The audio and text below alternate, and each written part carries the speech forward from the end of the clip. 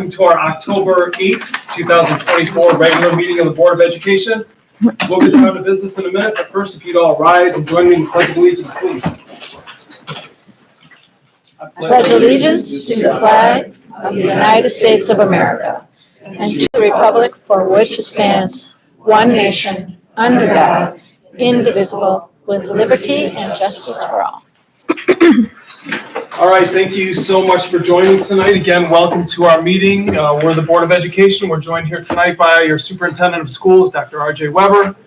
Here in the front, you also have the Central Office Leadership Team.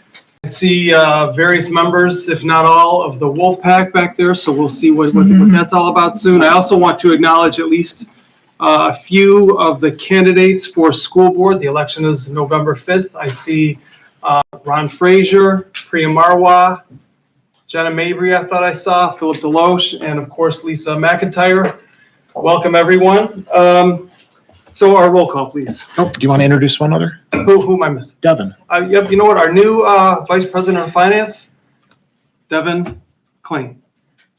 Assistant I think this is the Superintendent. first Assistant Assistant Superintendent. What is that? Vice President, that's my master.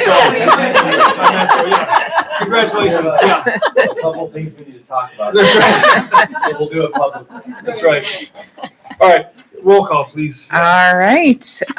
President Wilson. I'm here. Vice President McIntyre. I'm here. Good evening. Treasurer Campbell Voitel. Good evening, everyone. Trustee Mazurek. Here. Trustee Meyer. Here. Trustee Prescott. Hi, everyone. I'm here. And Secretary Stewart here.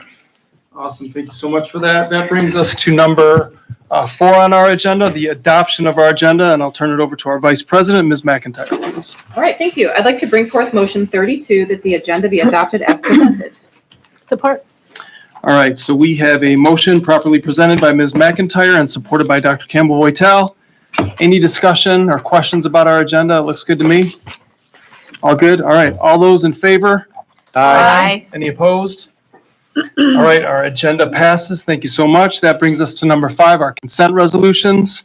Again, I'll hand it over to our Vice President, Ms. McIntyre, please. Okay, thank you. I'd like to bring forth motion 33 that the board accept the consent agenda items for approval as presented. This includes 5A, minutes of the September 24th, 2024 Board of Education meeting, 5B, overnight and or out-of-state field trip requests. That includes B1, NHS Aerospace Club NASA rocket launch in Huntsville, Alabama, April 30. That's probably Huntsville though, right? Yep. Yes.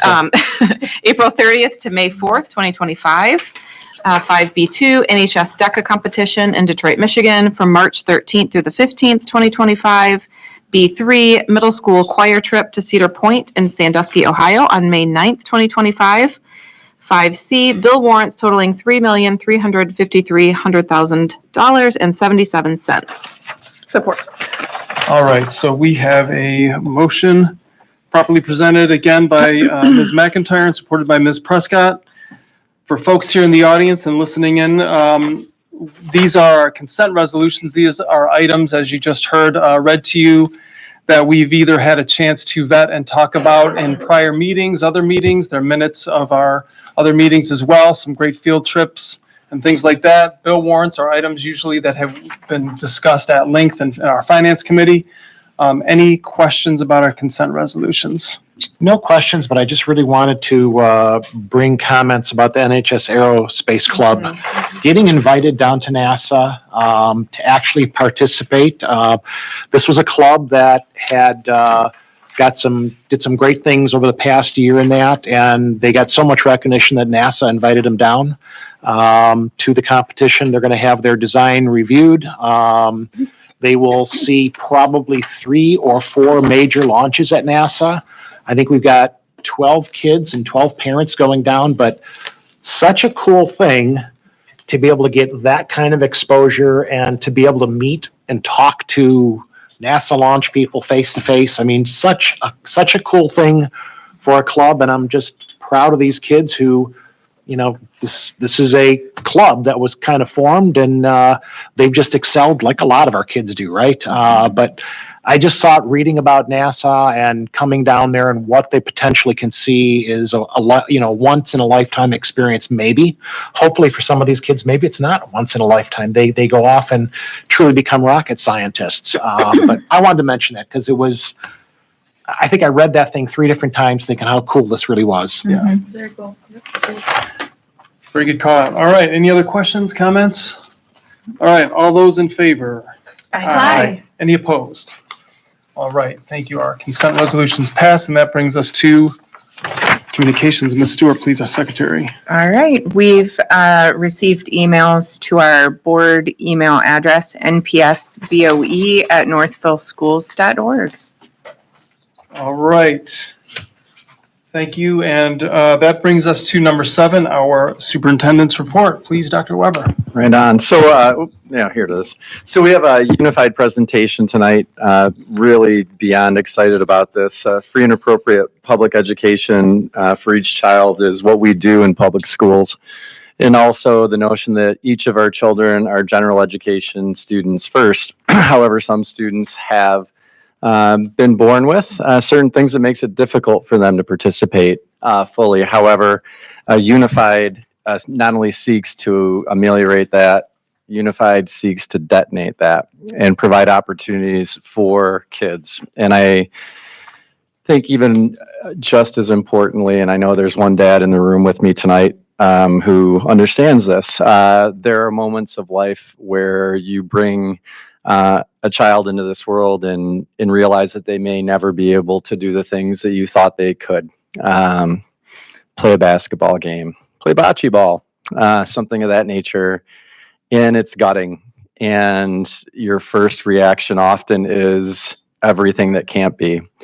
And to say that why I will always fight for public schools and why I love the people who are about to present on this is not only have they found a way to provide one avenue, there are so many avenues that we'll learn about tonight. And recently, our elementary schools really kind of came on board into that fold. But there's a story to tell here, and can't wait for y'all to tell it. Thank you. Okay. All right. So we are going to recognize that we are now a unified district-wide, which is super exciting.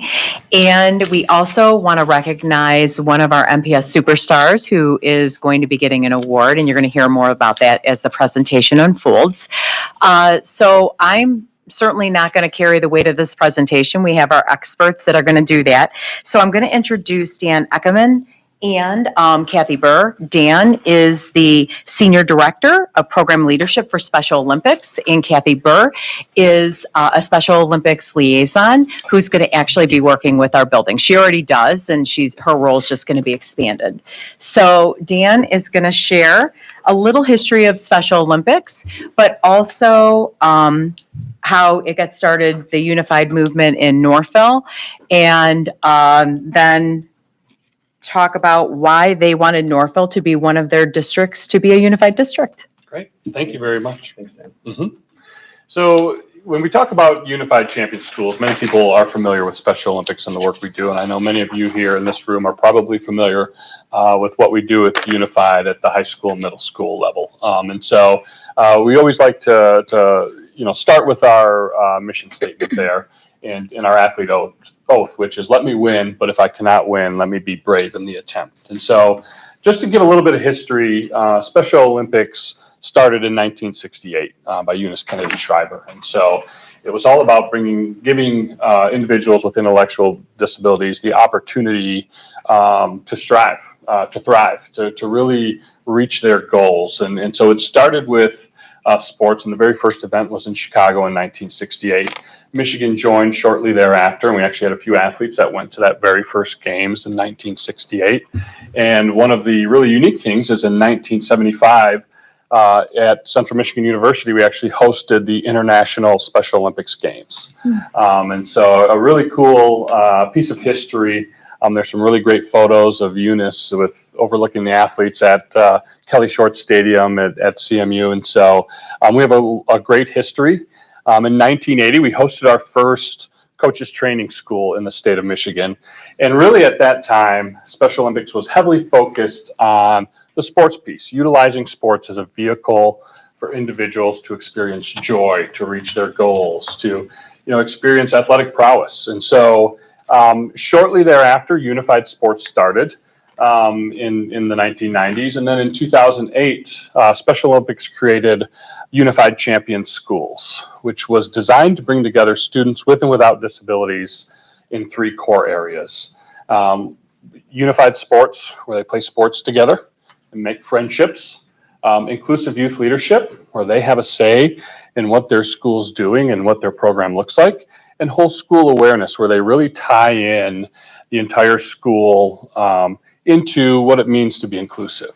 They celebrate each other for their similarities as opposed to their differences. And they really embrace what it means to be inclusive, not only on a sports team, in a leadership group, but throughout a whole school. And so in 2008, here in Michigan, we started with 5 schools in Detroit Public Schools. And so we now have over 550 schools all across the state that are part of Unified Champion Schools. We work with those schools on a year-to-year basis, making sure that they're developing their plans and we're working with them to support them. And so here at Northville, we actually started about 10 years into our unified mission in Michigan in 2018. We had a couple athletic directors in the KLAA that said, hey, we want to do interscholastic unified basketball. Can we play against each other? And so we started a unified basketball team at Northville, and it was extremely successful. They were one of the first 6 schools to start unified interscholastic sports, where they went and played other schools. We now have over 85 schools across the state that are doing that at the high school level. So in 2018, Northville High School started with unified basketball. In 2019, they fully started as a unified champion school. And so they added in those other elements of inclusive youth leadership and whole school engagement. And so that next year, they said, we want to go all in. We really want to embrace this program, and we want to be a unified champion school. And so within 2 years of becoming a unified champion school, they were recognized by Special Olympics International as a national banner school. And so that's the highest award a school can receive. That really means that they are not only meeting their goals and meeting what it means to be a unified champion school, but really exceeding those goals. And so that's an award that is not only recognized by us here in Michigan, but at Special Olympics International as a whole. And so a really great honor. One of, I think we have now 25 schools here in the state of Michigan that are national banner schools. And so Northville is one of those schools. In 2021 as well, we started to expand from the high school to Hillside Middle School. And then in 2024, we had one of our educators, Ms. McKitchick, and 2 students who are part of our statewide youth activation committee. And so they help promote and grow Unified across the state and help kind of guide us at Special Olympics Michigan and what our students want UCS to look like. But they actually went to a national conference, a leadership conference with one of our staff in the summer to really hone in on what they want Unified to be. And so when we looked at that and when we saw your district-wide inclusion week that you did as a whole, when we saw the impact that we've had, and these are just truthfully a few things that have happened here with Unified in Northville. We said we want students to be able to go through and experience Unified, experience inclusion all throughout their really pre-K through 12 career. And so we reached out and said, hey, we know we have Hillside and we have Northville High School. Can we get the elementary schools to join as well? And can we get all of your schools to say, hey, here at Northville as a district, we believe in inclusion. You all have shown that in the work your schools do. And can we become a unified district? And so had some really great meetings with administration. We knew we had the support of administration.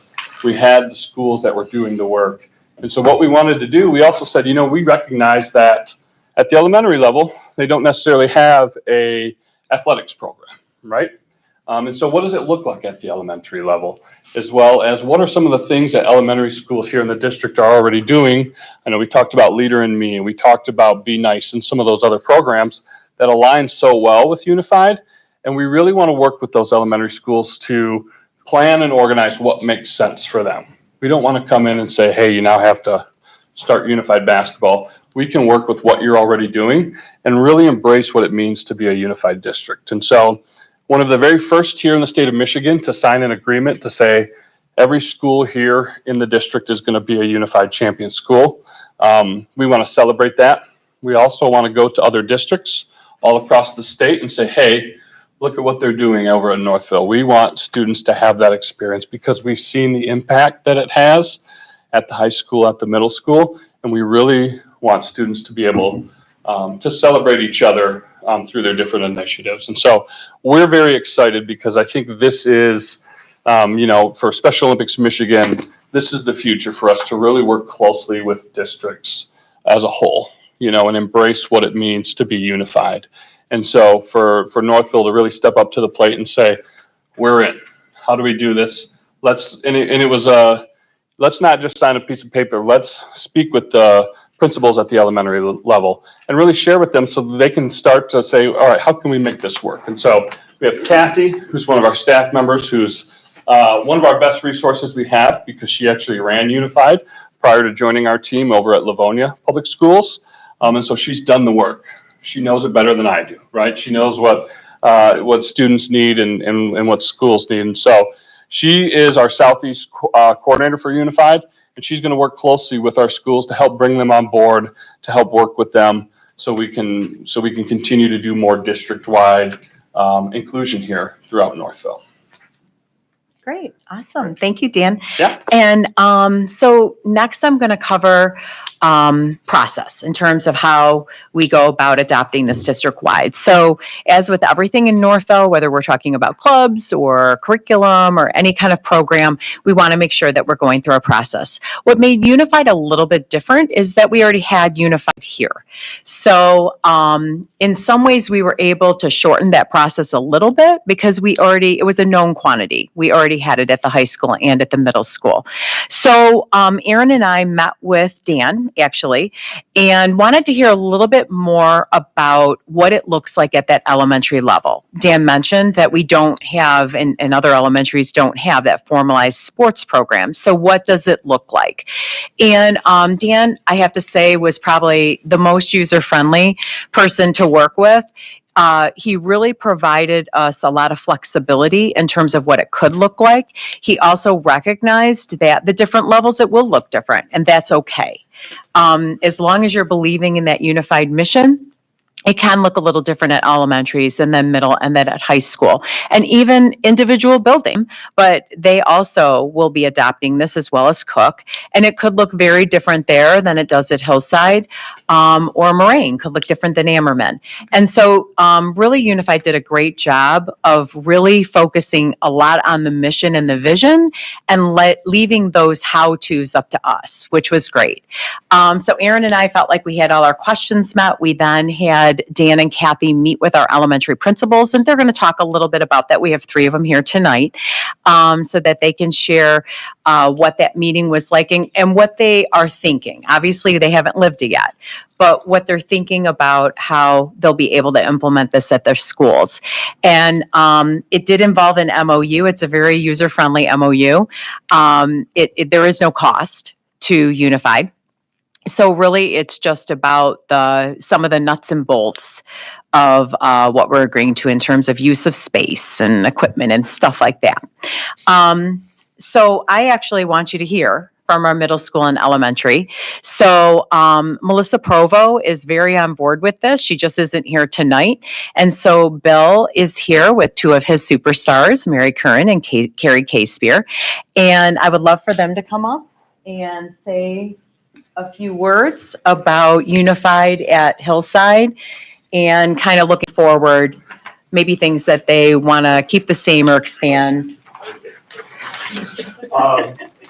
Yeah, I'll be brief. I know we pretty much I think that's presented to the board not last year, but the year before. This is kind of the topic of our board presentation, and we covered things like the unified basketball, which I think is the big showy piece where you can kind of come and hear in the stadium and watch the games and those kind of things. But there's so many other things that happen that are outside of that. And I think about The Peer Link program, which, if I throw Mary out there a little bit, as a former Hillside student who was a Peer Link and then now has returned to us as a teacher. And that's, evidence of the impact that program can make, not only on just students with IEPs, but the peer links who, suddenly say, I might want to do that for the rest of my life. And here she is. So, the peer link program, I think about the art class and the PE class, and as I'm sure many of you know, and as Dr. Weber knows, I look at this from two lenses, as a principal and as a dad. My daughter is an 8th grader there and has certainly benefited from the exposure, from the friendships. We went to the eye doctor yesterday, and I picked her up a little bit early from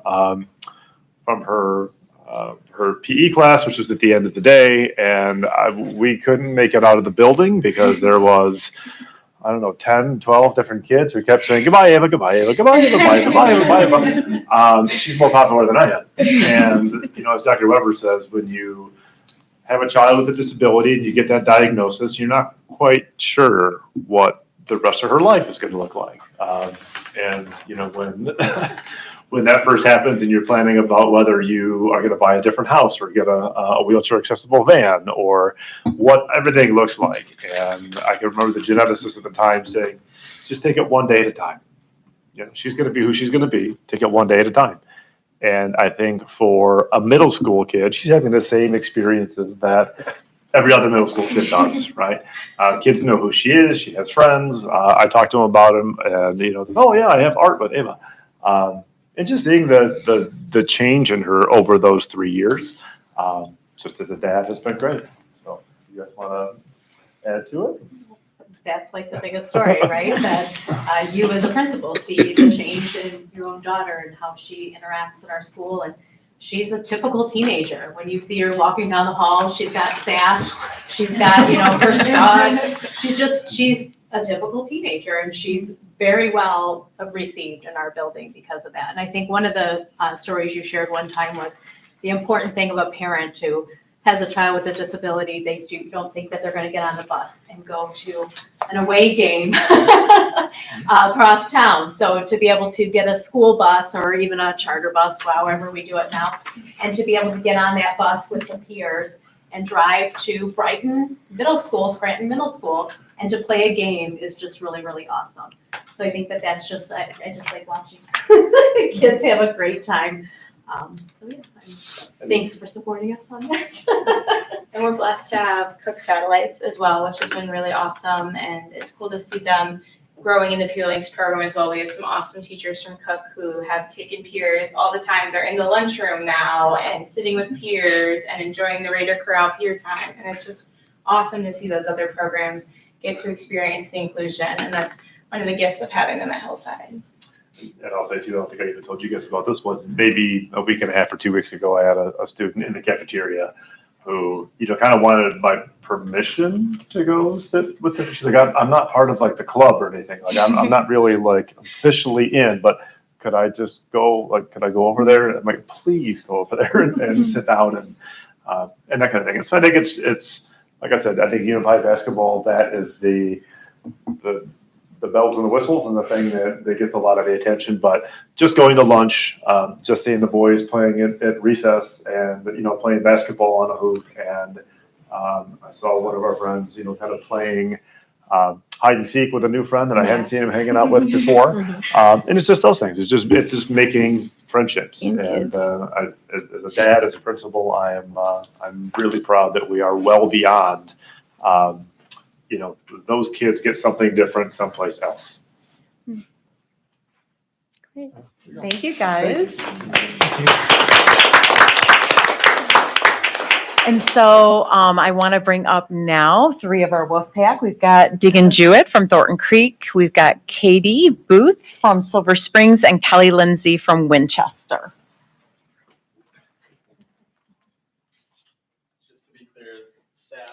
Limited to the high school or middle school. All right, Deegan Jewett, principal over at Thornton Creek Elementary, along with Kelly Anyway, Katie Booth, Silver Springs. So when this was broached to the elementary folks by Dan and others, excitement, joy, opportunity. At the same time, wanting to really make sure that this isn't going to be parading, that this isn't going to be something that it isn't meant to be. And so when the three main components were brought out, the sore thumb of the three was the sports part. And so we were trying to figure out, okay, we're not wanting to join or make this happen as a force. We're wanting to do this organically. Help us through this process at the elementary level. So then it didn't take more than 5 minutes, and we had a list that's 3 pages long of all these things that we do that fit for sure those other two components. So when we're talking about just that youth leadership, that is embedded in everything we do at the elementary level, and it is not limited to anyone.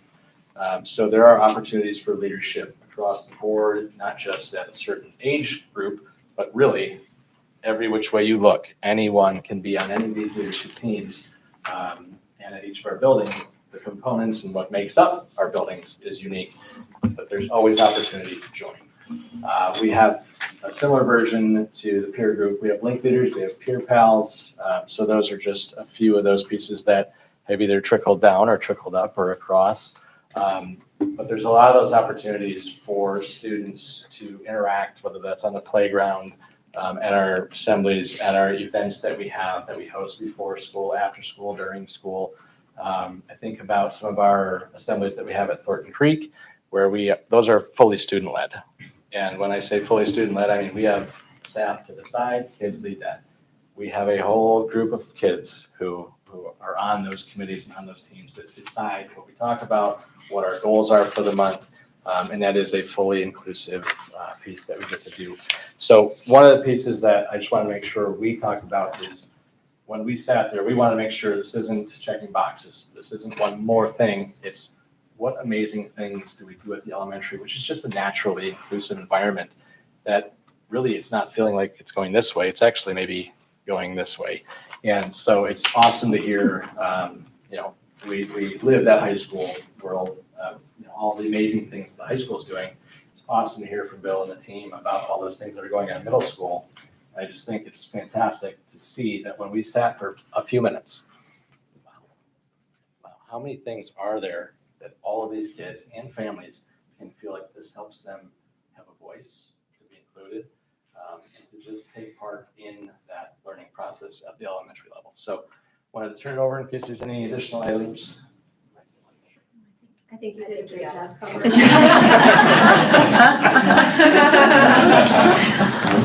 All right, great. Thank you, guys. Thank you. So you can see that obviously Unified fits very well with our commitment to all. It's perfectly aligned with everything we do, and we're really excited that we're one of the first districts to be able to have this district-wide. Before we move on to our next section, I did want to ask, are there any questions that you have at this point? I have a question about I don't know how to use the right word, but the quantity of disability, the profundity of disability. Like, is there there are kids who have very invisible challenges that might be dyslexia. It could be ADHD. It could be all kinds of other things. And, some kids may be programmatically marked, like, the kids can tell programmatically that they have a disability. Other kids, it may just be very invisible. And I'm curious about if, like how we think about, how disabled you are to be sort of in Unified.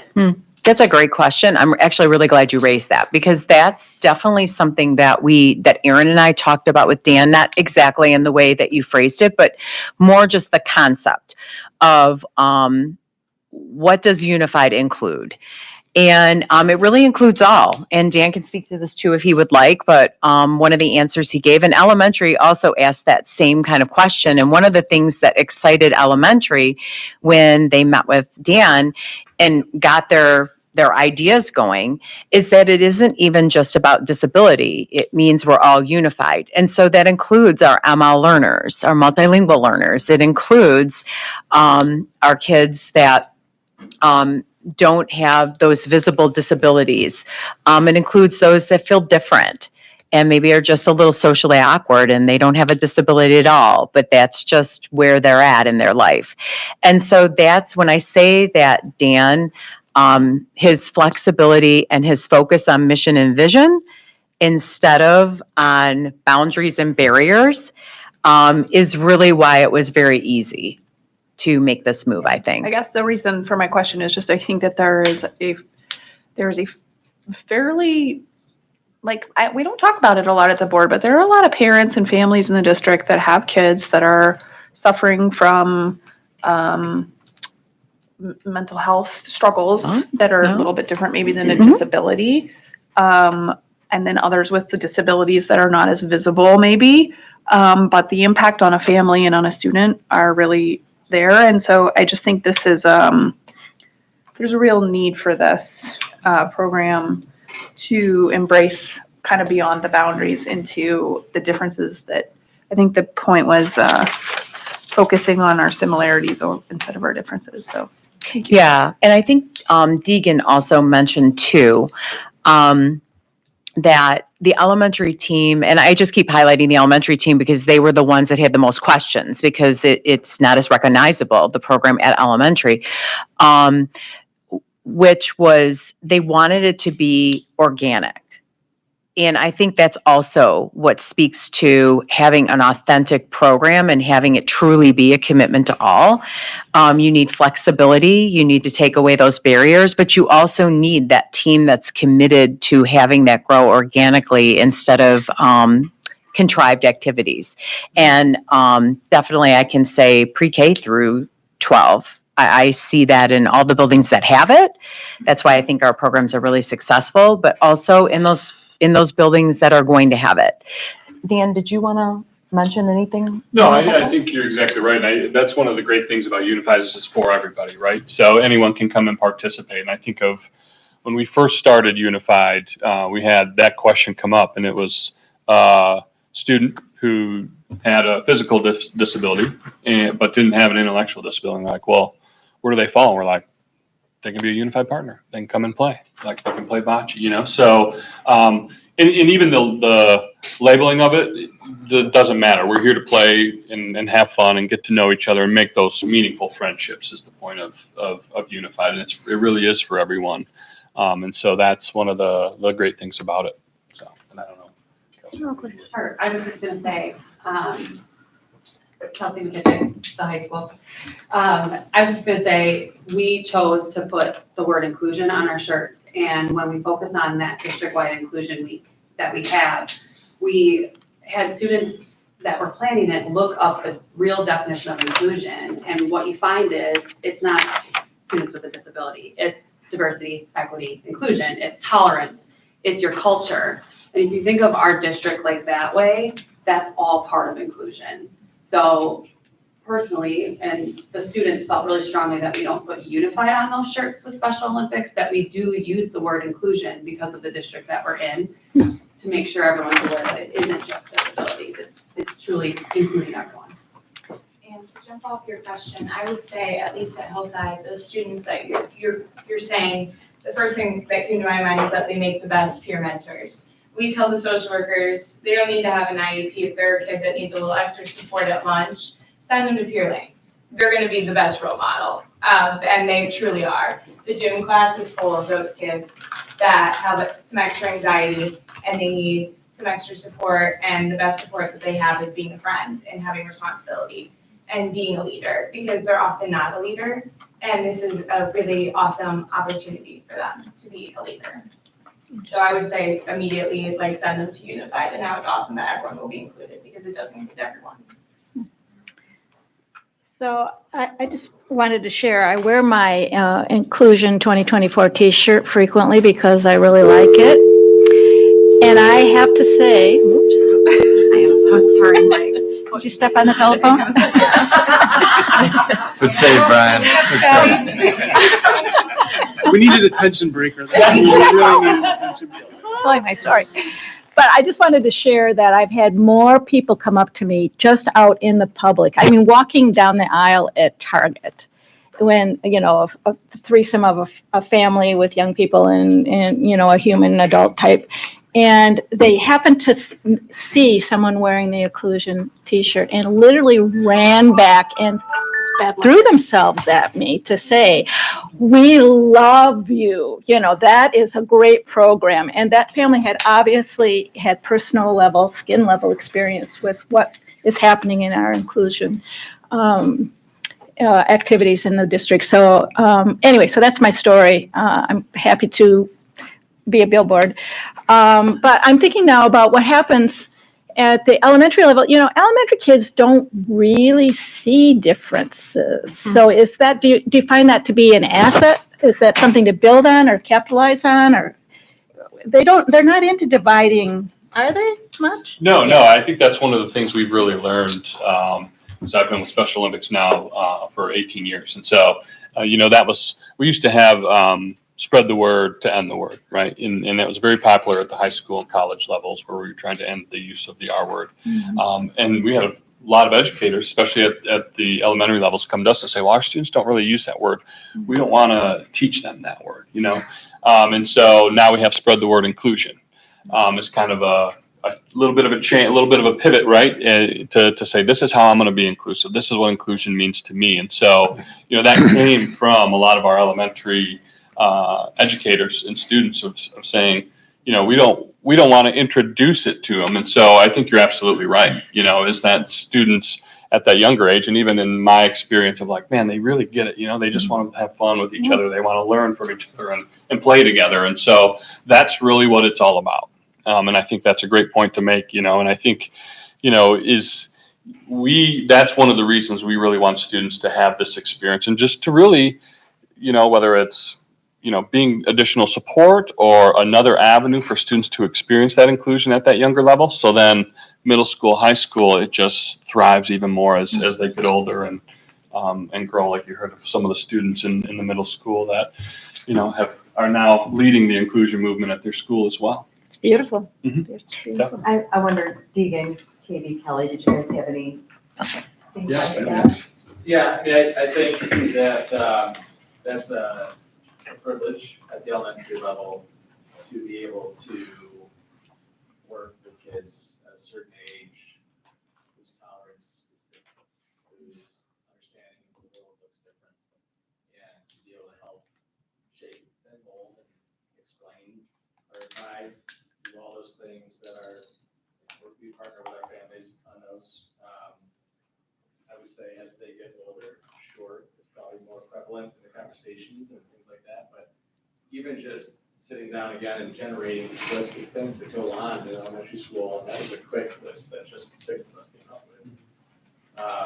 How often we're able to support difficult conversations with young minds, and to just deepen the understanding of who they are, who the people around them are, and back to that point of it's not what's different about us that makes us, separate. It's what brings us together.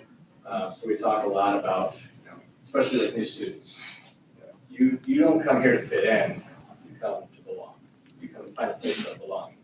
I think that's a bigger part of what we help to shape at the elementary level. So I wouldn't say it doesn't exist. I would say there's just different conversations. To me, it seems like this is kind of a natural fit. I have a daughter graduated a few years ago. She's 21 now. She's actually a senior in college, right? But I remember when we brought in, and I don't actually remember when this was. It's obviously sometime in the past 10 or 12 years we did it. But we brought in a special ed class into Thornton Creek, and it's kind of progressed. And we started having, these buddy programs of reading. Then it kind of extended into kind of the lunch recess time period together and that. And I remember listening to parents who had, special education kids about how that was so great for their kids to interact, and they felt so special. And that was important, but the thing that I found out was it was almost more important for the kids who weren't the special needs, who got to interact with them. I know that my own daughter, it was a profound difference of how she viewed people, because she interacted with them and realized that at the end of the day, they weren't so much different from her, right? And so, like I said, I don't remember when this started, but I do know it kind of, I remember Thornton Creek putting that in, and I remember when those kids matriculated 5th grade and they're going to get into 6th grade, it's like, oh my God, are we going to put in a classroom at Hillside? There was a big debate at the board where we're going to do that, but we did it, and it kind of has continued now up to the high school. And so I kind of think we've almost been doing this naturally evolved out of our elementaries and moved upwards. And so I'm glad there's a name for it. I mean, I didn't really know there was a name for it, but it was a cool program that made kids on whatever side of the spectrum you're at look at each other as more. You looked at the commonalities as opposed to the differences. And I will tell you, to this day, my 21-year-old daughter, it impacted her, something that happened in, I don't know, 2nd grade or 3rd grade, whenever the heck that was, because I don't remember how long ago that was, but it impacted her. And so I think this is a natural progression. And if we can continue that engagement at the early ages, makes it more profound as they get older, because as you get older, you do kind of have walls that don't, you see things through peer impressions. But if you were involved early on, you kind of go, nah, that's not how it really is. And you can knock those walls down very quickly. And so I don't know what this means, but it certainly feels natural to me, and how we can expand on something that's already been going on. But naturally, let it expand as opposed to a forced expansion. I think this is just a great thing, because over 10 years, it's those kids who started out in those peer links programs who ultimately got involved in Unified. They got into basketball, and they didn't think it was special. It was just kind of natural. Yeah, why aren't we doing this? And so, my question is, great. I wish we would have thought of this earlier. But I mean, it was so obvious. I was oblivious to it. First of all, Dan and Kathy, thank you so much. Welcome here. I think you're the only newcomers to NPS, so welcome, and thank you for bringing this. Thank you all for bringing this and helping us take this to the next level. I mean, I think this is just another example of Northville schools sort of being at that forefront, right? Kind of a leading light. I think it's awesome. Before I get to my question, I have to say, I think the slogan of the message it has to be in the top 10 ever, right? Let me have a chance to win, or let me have a chance to be brave. I think I got it, but that's a pretty special slogan. My question is, you talked about the flexibility, having to be flexible, getting it into the elementary schools. Do you think that's one of the main hurdles to Special Olympics, unified programs, getting into more schools, or is it your resources, school resources, something we haven't talked about? And what are the hurdles that you see to more schools having this? Yeah, I think, sometimes I think our own brand of Special Olympics, a lot of people have been involved, especially in the education space. They have students that have been involved, so they think they know exactly what it is, and they're not as aware of some of these other programs that we offer.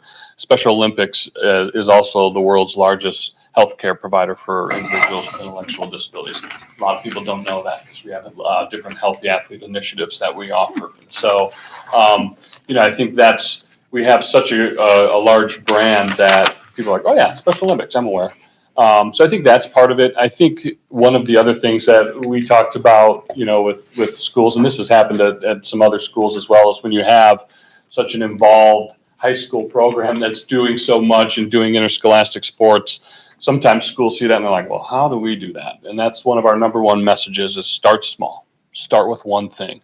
We see time and again, if you introduce it somehow, the ideas start flowing and students get involved, and then, educators and administrators get more involved, and it starts to grow from there. So that's always been one of our things is you don't have to start there where you see, I think we mentioned with unified basketball, it's kind of the bells and whistles, right? Because it is a high exposure piece, but we don't expect every school to do that. And so I think those are a couple of the things, Kathy, if there's anything else, but I think, for us, it's sometimes just, we point to some of our top schools like we have here in the district already, and people sometimes get intimidated by that. But I think really, like we've talked about, our goal is to unify students.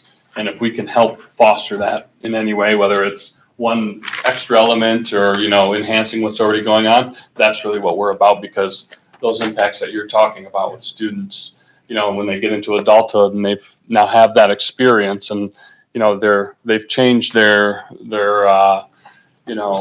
perception of individuals, that's what we're trying to do. So I think that probably are two of the most shining ones that come to mind. I almost think we have an unfair advantage because Cook is such a special place, and all of us on the board kind of know that. And honestly, there's a lot of parents who probably don't even know what Cook is in our district and don't appreciate it. But it is a pride of something that started 40 years ago. At least. I don't know how long ago. Yeah. It started a long time ago, but it gives us a unique perspective on how we look at children as individuals, no matter who they are. The challenge may be for districts that don't have any kind of real special needs. How do you get them involved? Where, I don't know, it was just a natural progression, and it's an advantage for us where it's just part of who we are. That started 40 plus years ago, and I honestly wish we got 7,200 students, and how many parents? Probably less than half of them really know about Cook and what it is, but why Cook makes us unique. It's one of those special sauces, besides a lot of other things, but that makes us different and makes us unique. And I wish more of our parents understood how cool that place is and what it brings to us. I would love for you guys to do I don't know if there's still some of the staff around, but one of the coolest things that I've been here for, and it was years ago, was a presentation on how when Cook, like during the deinstitutionalization era, there was apparently a board meeting until 2 a.m. to take all of the kids there, every single one of them, and bring them into Northville schools because they were housed there. And it was apparently a question whether they would be housed back out or whether they would come into Northville schools. Mm. And so the background was that Northville schools chose to bring those kids here, and that's how the center program began. So that is a really profound piece of history, that there were like pictures of those days and like some of the choices and whatnot. Anyway, when we're gone, it might be worth like spending, a 15-minute presentation on some of, just to remind yourselves of like the history of what was here. It was long. This was like in probably like 1975 or so. Yeah. Cool. And Jen Bugar was at Cook. She wasn't the supervisor at the time, but I know that story is somewhere in her file someplace. Could bring it out. Yeah. So, yeah, she definitely could, because there actually was some long-term employees that we intersected with in Livonia too, and they used to tell us those stories. So I know that those stories are captured somewhere in those files. And I think that would be a great idea. I can actually share that with Jen, and maybe that's something they can do as part of their Cook presentation. Yeah, that'd be cool. Well, where was Cook before? Where were the kids before Cook? So that's why I was saying. Because they weren't at Cook in 70. Right, they started before that. So there was Old Village, which was for the younger kids, but actually they leased a Livonia school building that was closed for their 14 and up. Okay. And then when Cook closed as a middle school, they brought them back. Right. It still was a Northville program, Yep. and it still had Northville employees. It just Okay. was housed in that until Cook was ready. Okay, all right, that makes sense. Any other questions? Okay, great. All right, so Dan's going to stay up there, and we want to bring up Kelsey McKissick up to the podium because many of you probably know, because we actually did make this announcement at the homecoming pep rally that we were a unified district, but also the special recognition award. I don't want to steal any thunder, so I'm going to throw it over to Dan for that. Thank you so much. So another reason to celebrate Northville and all the great things happening here is every year we give out, Special Olympics Michigan gives out a Unified Champion Schools Leadership Award. It can go to anyone that's really, when you think of what we're doing, we refer to it as the inclusion revolution and really driving that forward and supporting, really empowering and supporting students to have the voice of Unified and to make the difference, because that's when, like you see here, that's already happening in Northville. That's when it's the most impactful and most powerful.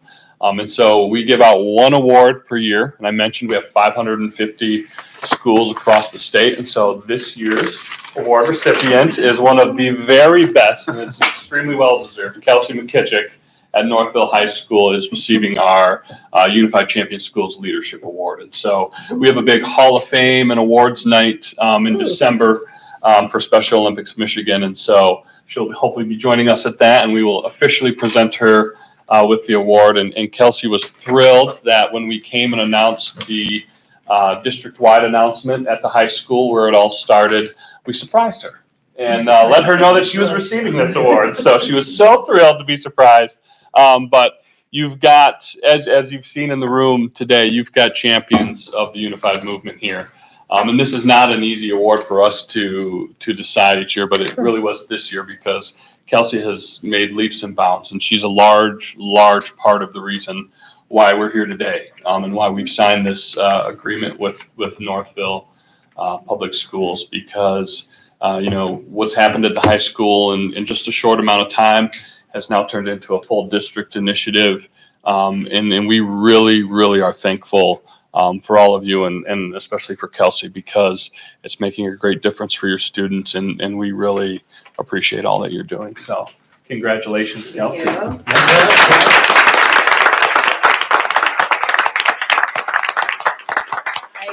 I will say that when I got the award, I literally was speechless, which some of you know, it's really hard to make me fully speechless. I just really want to make a point of, as much as I'm thankful, the students drive the bus. We have 12 students that are on our Unified Leadership Board at the high school, and they truly do everything. They run our social media. All of the ideas as far as bringing us to the district comes from them. Because what we found is they're going to listen. My immediate students, my special education students, are going to listen to their peers and want to be with their peers more than they want to be with any of us adults. So we have students that are going to help Hillside start their youth activation committee in a month. And I think, Sarah, what you brought up is so important. Some of our very own leaders are dealing with extreme mental health themselves, whether it be eating disorders, severe anxiety. They have 504s themselves, and they are able to put themselves into these leadership roles that a lot of them didn't think they would ever be able to. So as much as I'm thankful for this, there's no way that any of this would be possible without the students. So that's all I got. So thank you. Awesome. Yeah. Thank you. So I'm wondering, RJ, can we take a picture of our? Yeah, before we get up, and I'd like to take a picture with everybody, but Kelsey, you said something in there about inclusion, and so I tend to sketch and do a lot, but as I look at this in there, the us in the middle of it, and the fact that you and the student agency aspect of your students insisting that this is really not a unified piece, but an inclusion piece, is exceptionally powerful. And what you linked it to in your statement is something that those of us who serve in our public schools are fortunate to see every day. coming to your room at the high school, and you're right, like, let's just be honest, like, your students are much more into their peers than either of us, which is fine. But it's a beautiful thing. And I can't thank you enough for how you've linked that together to notice who we are. And what you just said about some of the kids who are the peer mentors with their own battles, and how much hanging with kids that you serve balances them, gives them love and purpose in a life for many of them, which is hard. And that's an ancillary benefit, if you weren't brave enough to name, that I think most people wouldn't understand. And Dan, I'm going to say something that made me really happy. You know, we're in Detroit here. I think the Wings go off on Thursday, right? So when you said original six, you know, the Detroit Red Wings, Bruins, Canadians, Rangers, Leafs, and I can't say the other one. It starts with the B, ends with an S. They're from Chicago. The fact that that is an original six piece, it's fitting that we'd be an original six as well. And that is just fantastic. Bill, thank you for sharing your story. It's really inspired me. I don't want to call people out, but there's another person in the room whose story inspires me daily, who I get to serve beside. And this is just a thing of absolute beauty. So if all of you could please be upstanding, part of the inclusion crew, and then come stand behind the board, please. We'd like to just get a big picture of all of us, please.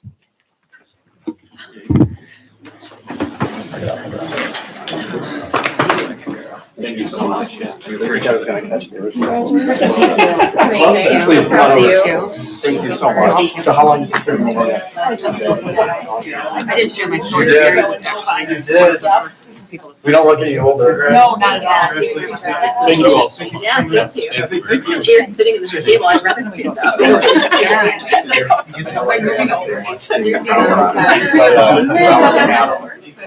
don't know if I can hold back. This is kind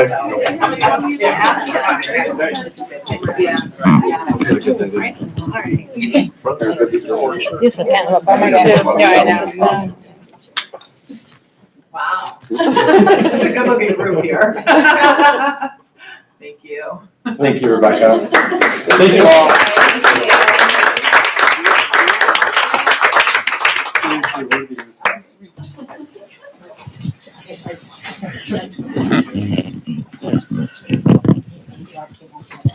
You're doing this, which is, I didn't know what. you don't have to know. Nope. Thanks for being here tonight. All right.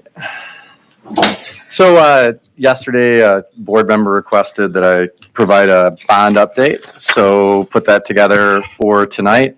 And this is really apropos with something that came at 3:20 today. I'm going to leave that hanging out there. And if we could click on the bond update link there. And then we're actually going to start it off in a little different way. And if we could please click on the October 2024 BTS behind the scene meeting. Thank you and enjoy.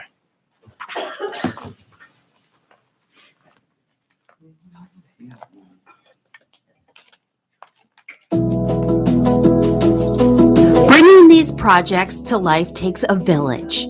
Our design process brings together experts from many fields, including engineers, designers, and consultants, all working alongside Northville's Director of Operations, our architects, and construction managers. It's this collaboration that ensures every detail is covered. First thing we have to do is the design.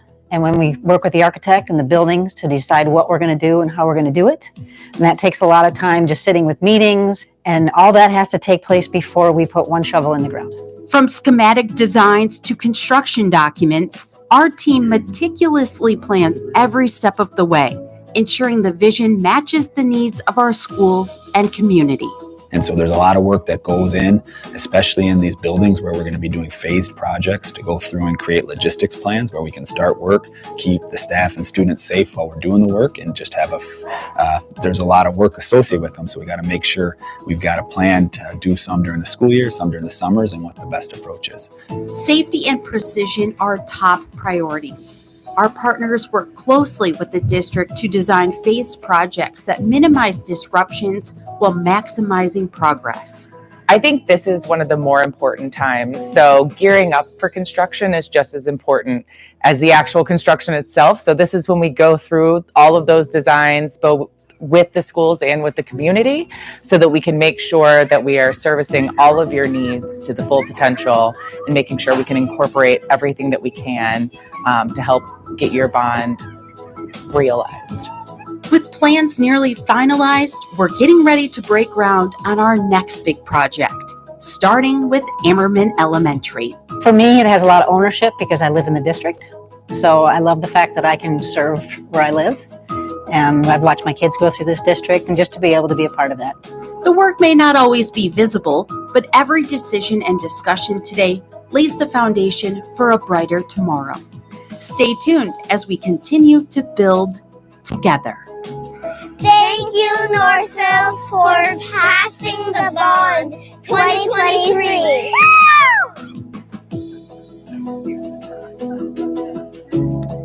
So that's exciting in the sense that that's one of 8 videos that we've done to amplify our gratitude and keep people up to date on the bond.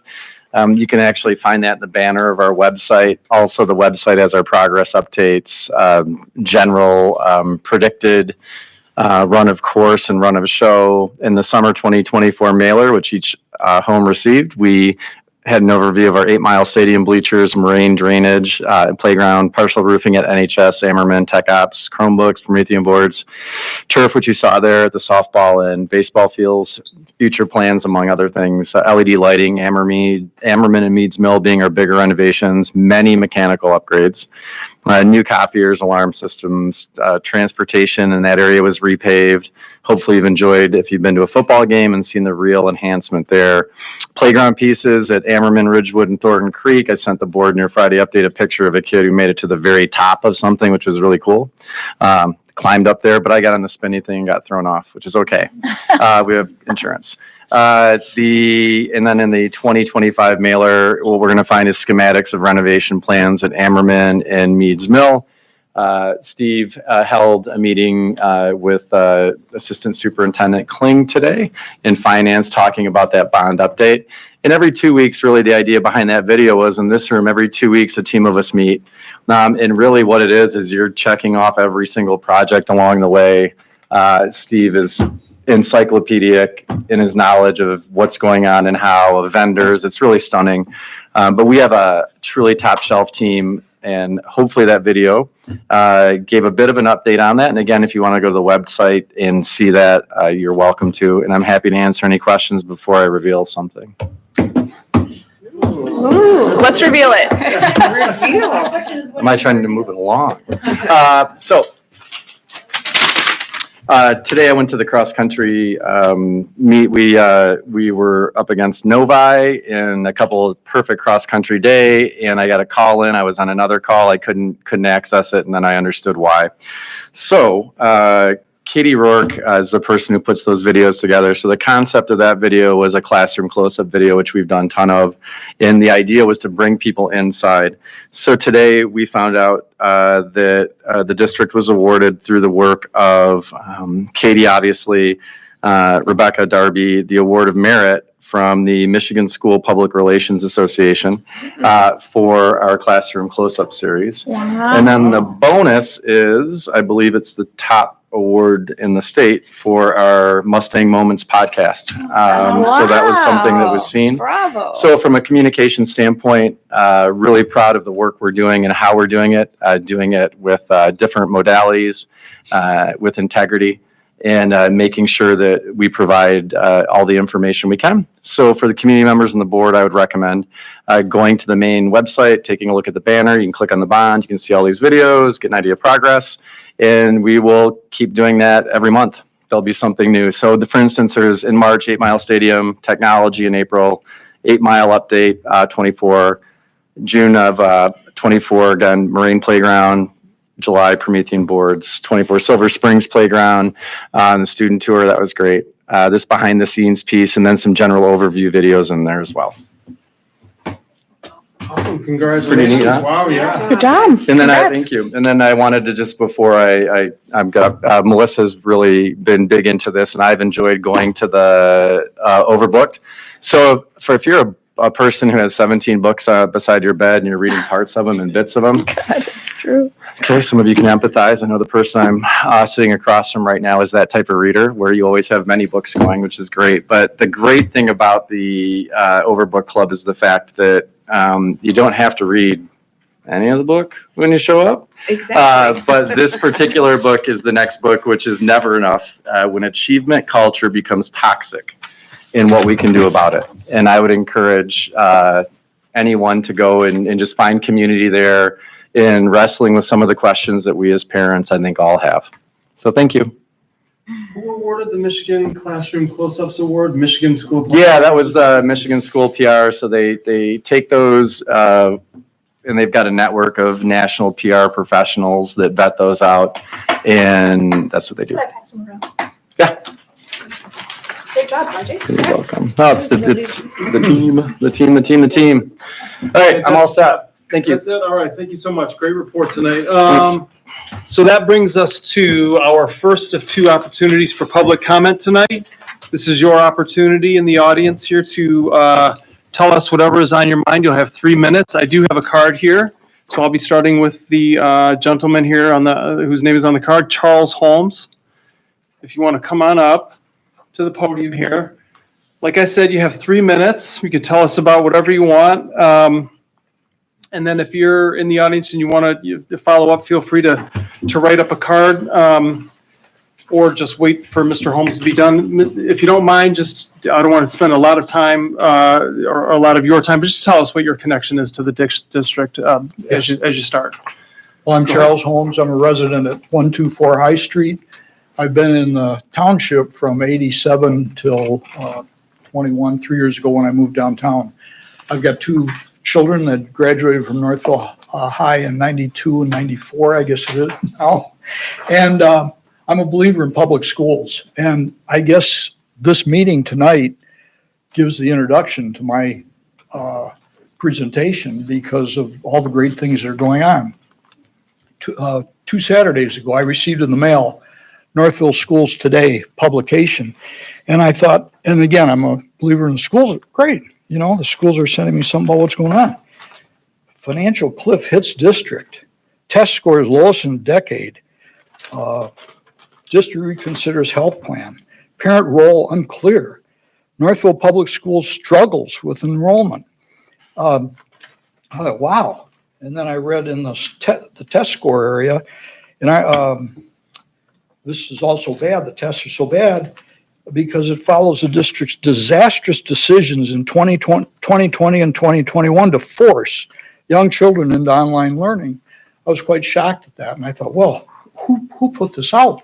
So I looked for the masthead. Well, there isn't such a thing. It just says Northville Schools Today, 47610 Grand River, number 1045 Novi. Well, that's a Staples store, and it happens to be a post office box there. This is highly irregular in my mind. I look on the inside, and there are 2 ads by school district candidates, Philip Deloach and Priya Marwa. And I didn't read the last section. It's Election Law 101 called Plunking.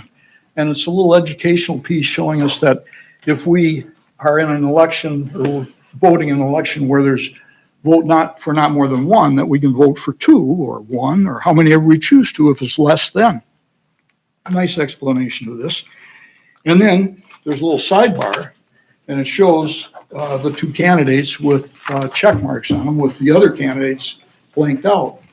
On Monday, following that Saturday, I received a call from a lady, I don't know her name, but she was promoting these 2 candidates. I said, oh, I'm glad you called. Can you tell me about this publication, Northville Schools Today? Well, I don't know. Let me get and I don't know if she said supervisor, manager, or leader on the phone. And it turns out that he's Matt Wilk, an individual that loves the schools and is just promoting a couple of good candidates. And I asked him about this publication. He says he doesn't really know about it. The next day on Tuesday, my wife got a text, and it's from Priya Marwa and Philip Deloach, and it's a text message. At the beginning of the text message, it has the block that we are used to seeing on a ballot, and it says, trustee of Northville Public Schools, vote.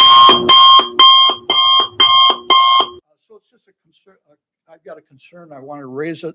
I want to go on record as having a concern as a resident and complacent consumer, I guess. I haven't been involved with the board, but I just think this is something that somebody that supports public schools all my life and believes in them is very concerned about what's going on in the election. Thank you so much, Mr. Holmes. Anyone else care to make comment tonight?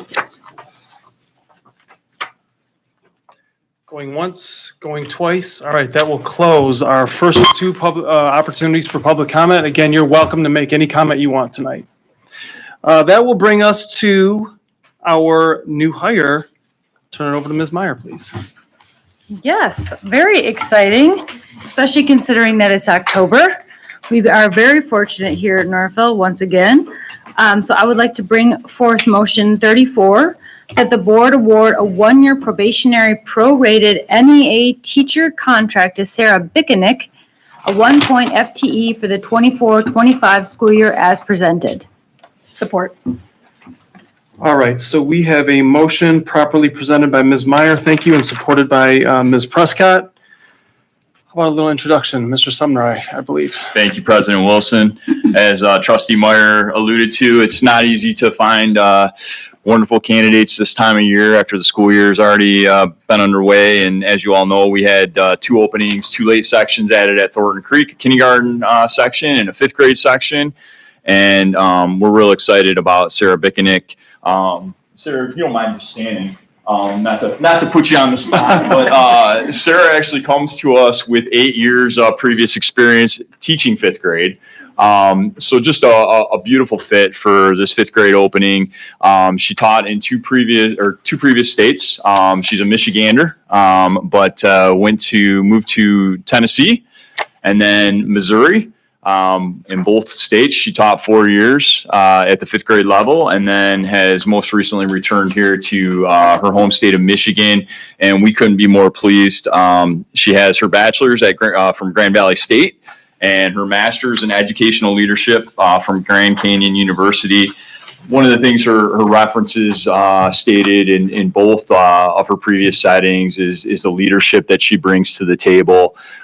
Just the wonderful connections she has with students. We also appreciated the fact that in Missouri, she was in a Leader in Me Lighthouse School. So that's going to fit perfectly with Thornton Creek and just our district as a whole. So we couldn't be more excited to recommend Sarah this evening to the board. Excellent. Thank you for that. Any questions, comments?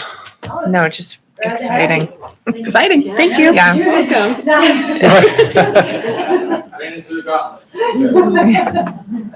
I'll just compliment you. We've last couple of times we've been was the last one from Toronto or whatever, but New York, yeah. I mean, finding people from around the United States, that's not necessarily easy, and again, it kind of does help that originally was from Michigan, but great find. I don't know how you find these, but great. Keep up the good work. Keep up the good work, and I mean, resume looks awesome. I'm excited too, as we were talking about some of the unified programming and we were talking about even the elementary level. I love seeing the athletic director experience, and I don't know how that will play out, but not that we're having an athletic director for an elementary school level, but I just think to have that mindset and that awareness of what could happen, right? What the possibilities could be. I'm excited to have you.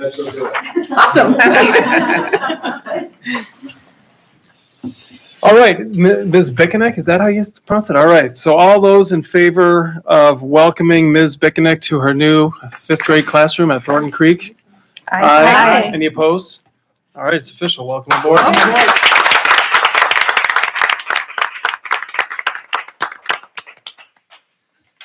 All right, that brings us to, are we on number 10? Yes, Bid we award? are. Okay, so our treasurer, Dr. Campbell Boytow, please. All right.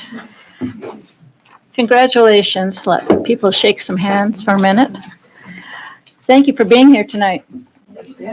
All right, so I have motion 35, that the board authorize the administration to award contracts to the following. A, construction for the Ammerman addition and Renault, totaling $5,668,820.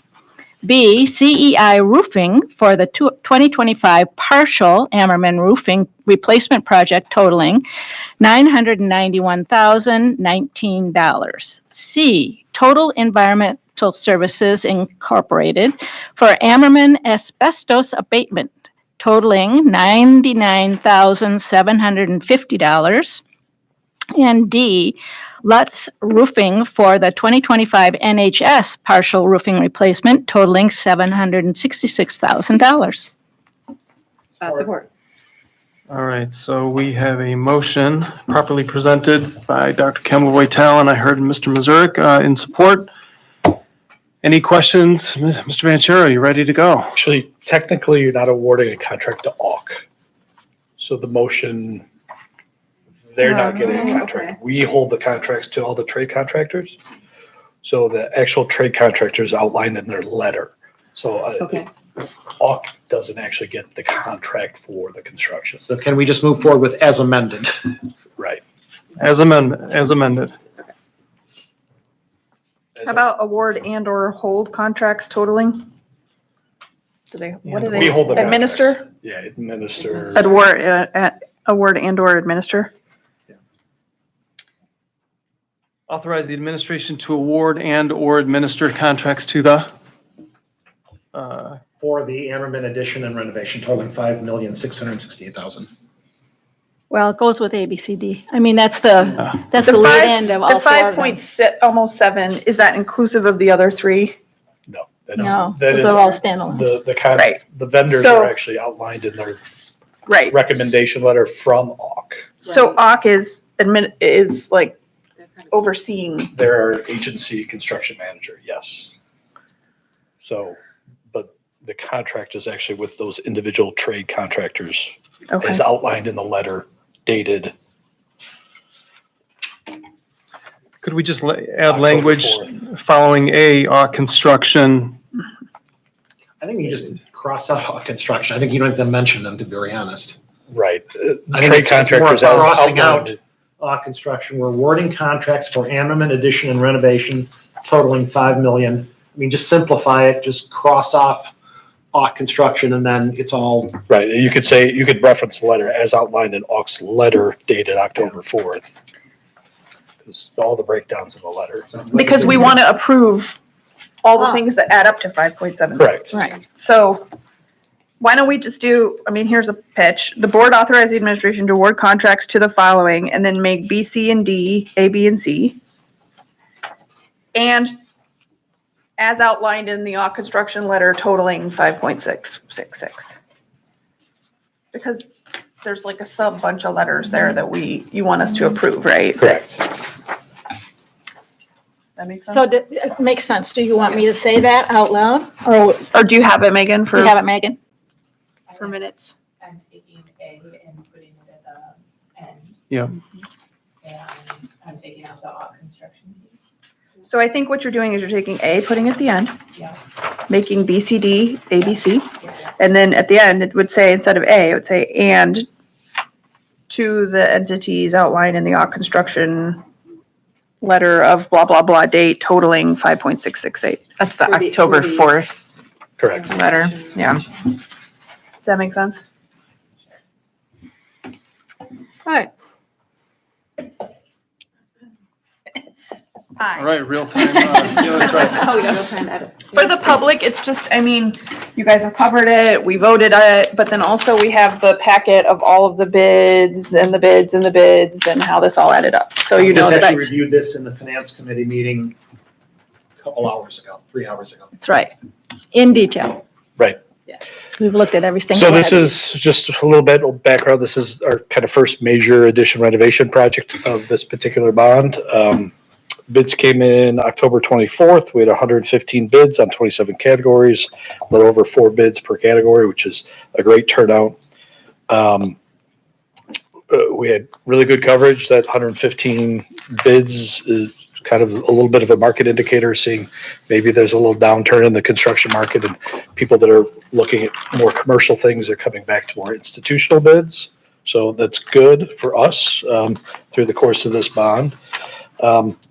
I should mention in totality, when we take the construction award, the roofing award, and the environmental abatement award. Emmerman right now is running about $300,000 positive variance over to the overall budget, which is great news. At design development, we were significantly over budget. We made some pushback with the team, did a lot of value engineering, did a lot of things to align the project from design development to the construction documents to the available funds. So we were happy to see that all that work was fruitful. It's going to be an exciting project. It's going to be a difficult project. We're going to start it in basically the winter break, different phases to get us to basically in the fall of 25 when we're renovating the media center. So it's going to be exciting. We're confident our construction team, they're going to have full on-site supervision to help us through this process, coordinating with Ammerman on a daily basis with Devin and her staff. So I really can't be more thrilled. You know, bid day is always kind of an anxious time to see when those proposals are going to come in. To be at this point with a positive variances, just, you know, a win-win-win for me. We are holding contingencies, so that positive variance includes contingencies. We always do that with construction awards. We will hold back some funds out of the budget for contingency, so we're still holding that back. So again, the bid awards in October, could be more thrilled. There are a couple categories of work that we're going to come back hopefully at the Winchester board meeting to tidy up. There were some questions with the bidders that we wanted to get worked out and weren't prepared to award those tonight. So it was a wonderful discussion at the Finance Committee. And I know in the motion that it did acknowledge that there's some asbestos abatement plan for Ammerman. Can you Correct. address that if there's any So concerns? if you look at the outside of the building, there's kind of above the windows at the roof line, there's a brown building element. It's actually called a transite panel. The material's transite. It contains asbestos. So that would be abated before the construction work occurs. We don't do asbestos abatement when people are in the building or students. So we might do a little bit in the courtyard during spring break, and then the rest of it will occur after school gets out for the summer. It does contain asbestos, but it's non-friable. So the removal work is really, they set up kind of perimeter safe zones, take it down and legally dispose of it. So it's a little different than a friable material, which you can crush under hand pressure, and that becomes airborne, and that's a next level up hazard for asbestos. So this material is, it's kind of like a hard panel, yeah, that is part of the award tonight. And then completely re-roofing. We did a little bit of roofing work at Emmerman. This summer, we're wrapping up. The rest of the roof at Emmerman would get done in the summer too, for summer 25. So that's what the roofing award is for. I just wanted to add, I mentioned that we have these, all the bids, and when you look through them, you see clearly in the 7 figures of savings between the top most expensive bids and the bids that we're accepting with, review of scope and that they're meeting. And so, I always really appreciate getting those in the board packet so that we also know for the constituents, how much value engineering and how much caution is being taken to check and make sure we're getting the scope, but we get these great prices.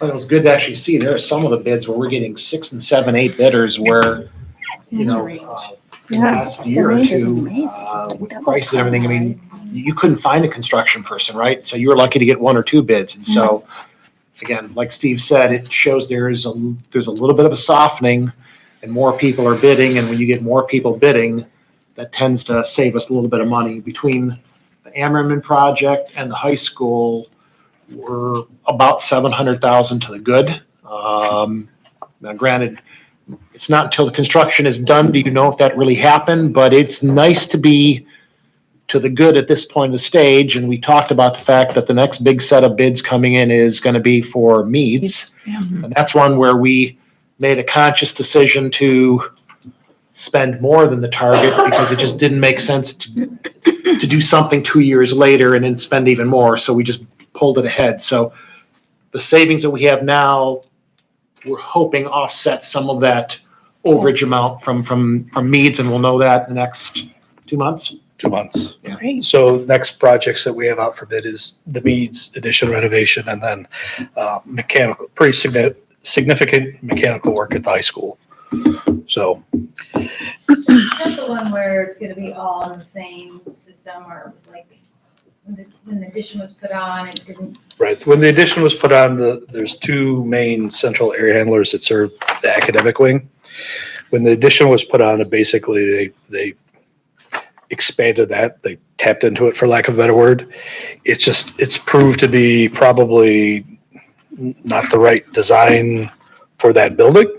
So we're going to separate the addition, have its own system for the addition, let it operate on its own, and then take the load off the existing system that was the original high school construction. So that's a big part of that project that's coming out. And we're also, the playgrounds at Ammerman, the playground improvements at Ammerman, Thornton Creek, and Ridgewood, we're in the design phase on that, and that's going to be out to bid this fall also. So we hope to have all those awarded either by the end of the calendar year or first thing in January. So. This is a comment, Steve mentioned it in the finance subcommittee meeting, but the goal is to have the new cafeteria addition for Ammerman done before the school year. Now granted, 2025. there are potentially unforeseen issues. There is a backup plan, but the goal is to have that, for those kids at Silver Springs that we met with last week, saying, man, the Silver Springs cafeteria is so much nicer than Ammerman. The goal is to really have that completed by September when school starts. Again, not knowing about anything, construction anomalies, but there is a backup plan if that should shift a little bit, but it's not going to shift by a ton. But so we're trying to work through this and have those key pieces done before the school year starts. I wanted to point out too, that center courtyard, we talked about that a little bit too in our subcommittee meeting. We talked for years, right? Like, what do we do with that space? It's like in the middle, like, how do we use it in a way that's like useful for the kids, but not a lot of maintenance? So I really am excited to hear about the turf that's going in there and just looking at what that's gonna, I don't know, create some. So it's different color collaborative turfs. So, not all the final colors are selected yet. We go back and obviously get input from the building on those, but it's different colors and patterns of turf along with some hardscapes to let the space be more usable year round, and obviously a lot less maintenance. I mean, as a Ammerman dad, I remember spending a day or two Chopping weeds. chopping There's always weeds in that playground. So I'm after, well, he's a sophomore now. After all these years, finally able to make some improvements there. Yeah. Just for out in the audience or other board members listening, this is not the same high-priced synthetic turf that you use on the football field. It is still synthetic or artificial turf, but it's not the same thing. So it's not, they're completely different cost comparisons and different structures required for this. This is more cosmetic than the functionality that you'd have in a football stadium. You see a lot more in playgrounds as you see newer playgrounds. They're using alternate materials from your standard engineered wood fiber. They're going to either poured in place surfaces or artificial grass. It's just easier to maintain and it's consistent throughout the play experience. So this is like grass as opposed to like something you take a scooter on? Is it like grass or is it more like the rubbery? It's probably, we have a little bit here at Old Village. Okay, I'll take a look. Don't worry. Yeah, Don't hold up to me. You're not going to find all the black rubber inside it like you do at a Football. No, I was just thinking it'd be cool to be able to, don't worry about it. I'm just really happy it's gonna be a usable space, right? And it's gonna be pretty and And with low maintenance. some opportunities for collaboration. It looks like we've got some Correct. centers. There's a raised platform that is ADA accessible at the That's great. west end. And then there is going to be planting beds along the building. So for actual, greenscapes classes come out, kind of rotate plants. Dads can come out and weed, all the fun stuff. Yeah, a much more limited space, Yeah. but much more directed space, intentional space Yes. versus everywhere. Yeah. Outside, some of those classroom beds are only outdoor views, so Yeah. maybe more. Right. nice reviews Mhm. too. Yeah. Yeah, I'm really excited about that. Thank you for bringing that up. I was excited. Just wanted to point that out to them. Yeah, yeah. Well, look at the schematic for the front of the school. too. I know. Yeah. That It's exciting. is eye-popping, Yeah. really. So we'll keep our fingers crossed. We know that. Yeah, There's always a there's chance. a lot of things to do between now and as Jim was saying, the idea is to get the new cafeteria and kitchen up online. Yeah. And then when we know that's ready, or, it's, then we convert the existing cafeteria into the media center again. So there'll be a transition there, so. Okay, It's great. thank you. So you're gonna stand there for a minute? Sure. Okay. Oh, we got it. Excuse me. Yeah. Let's vote on infamous motion number 35 here. All those in favor? Aye. Any opposed? All right, bid awards passed. Thank you for that. That brings us to number 11. I'll turn it over to Dr. Campbell Boytel again. Okay, so these are professional service awards. I bring motion number 36, that the board authorize the administration to award contracts to the following. A, BTA, totaling $21,998 for Ammerman Elementary and $13,560 for Northville High School roofing consultation.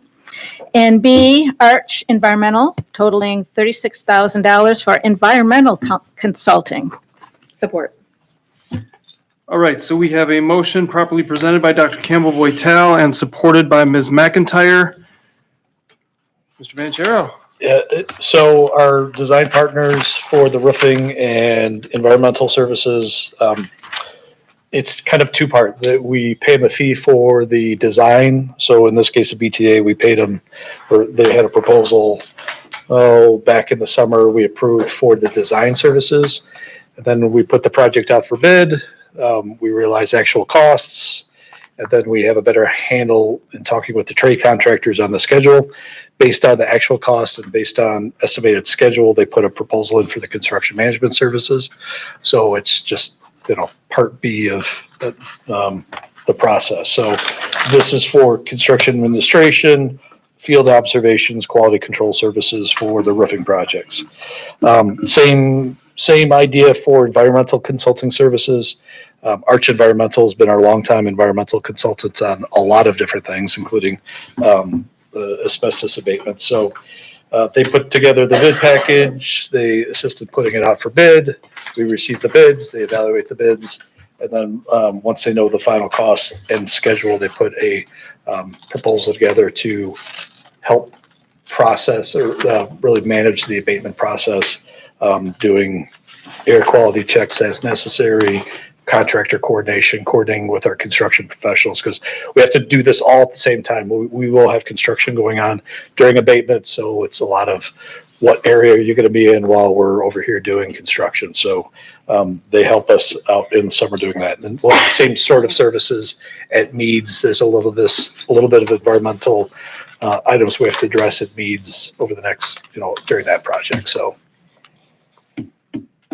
I guess a key comment also is when you look at how they bid, right, they charge a percentage. One of the things is they have not raised their percentage. It's consistent with when we started with them back in 2018. The hourly rates have gone up, but again, gone up with inflation just like everyone else. We've been working with all of these partners since pre-2017-ish timeframe.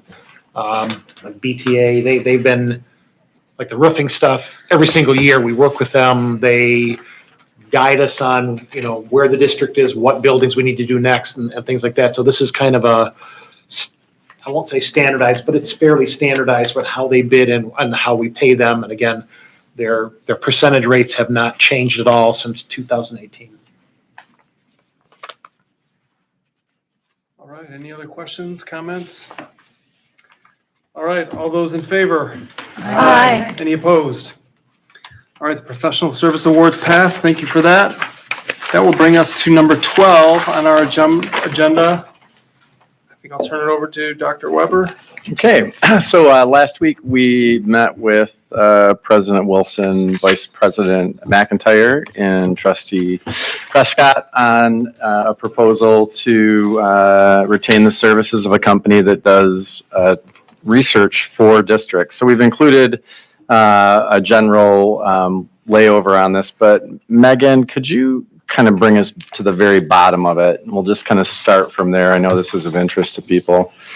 So, and that's the process there that was there. It should be a slide after that. I'll keep going. It's pretty long.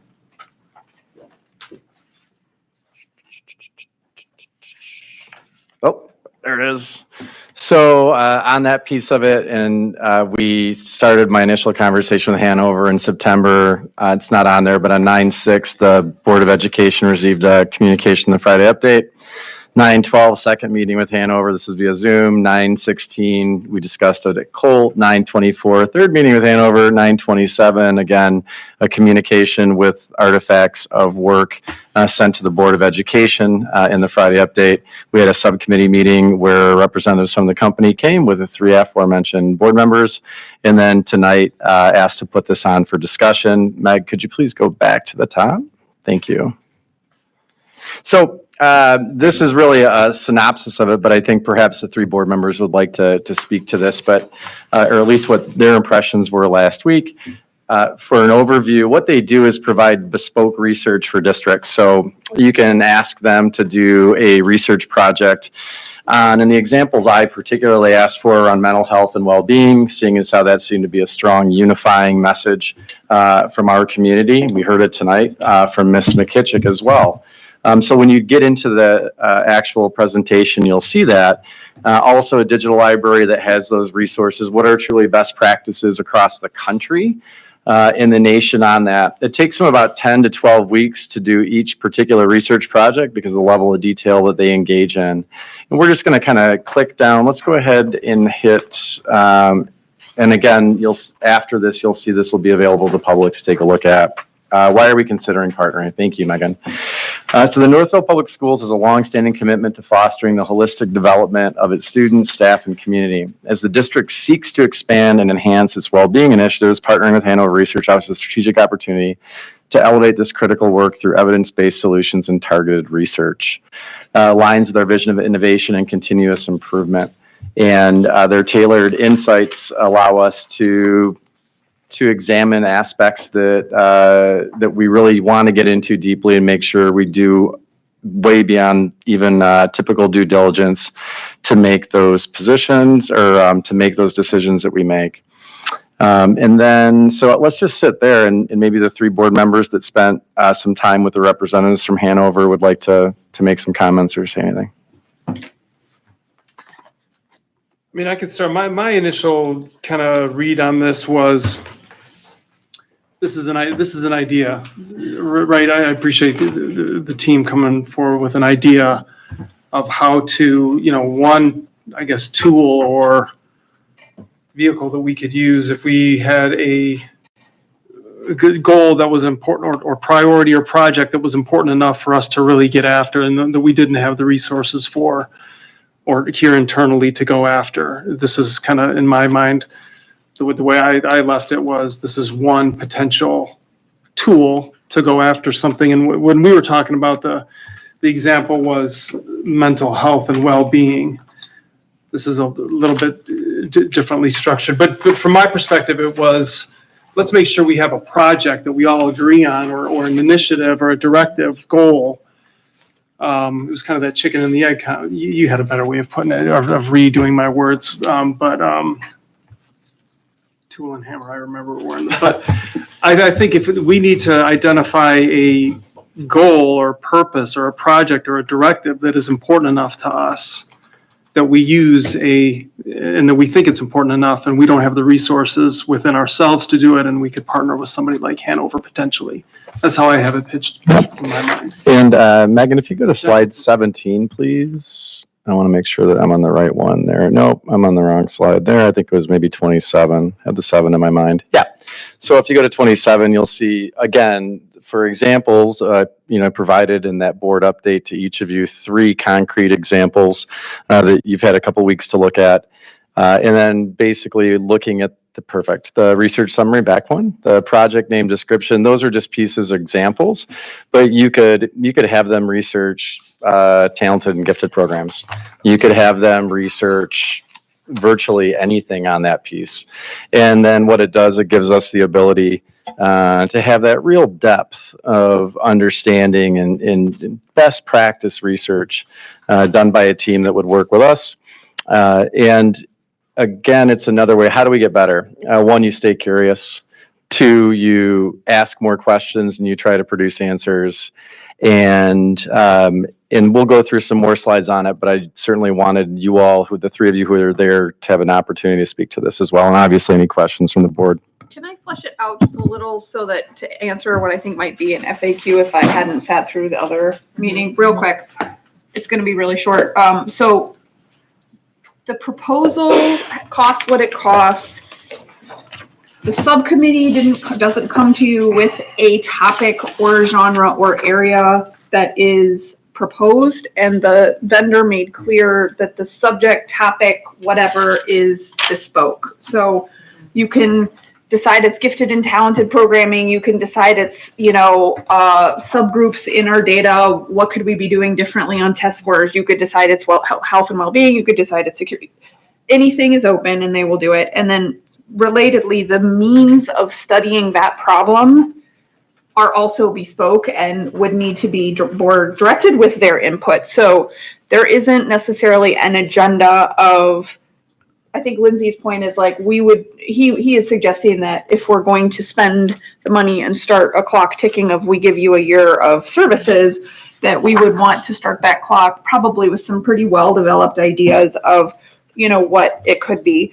Another quick point was that they can do benchmarking and best practices that are comparing the number 1 or 2 school districts in everywhere from Maine to, California and everywhere in between, so that they can look at what else are other people doing in Michigan, but maybe also what are the other number 1 in the other states doing, to Jim's, often thematic, like what's the next big thing. So it's an all-in price for a year. There is the opportunity to spend 2x, 3x, 4x to have more and more kinds of studies happening.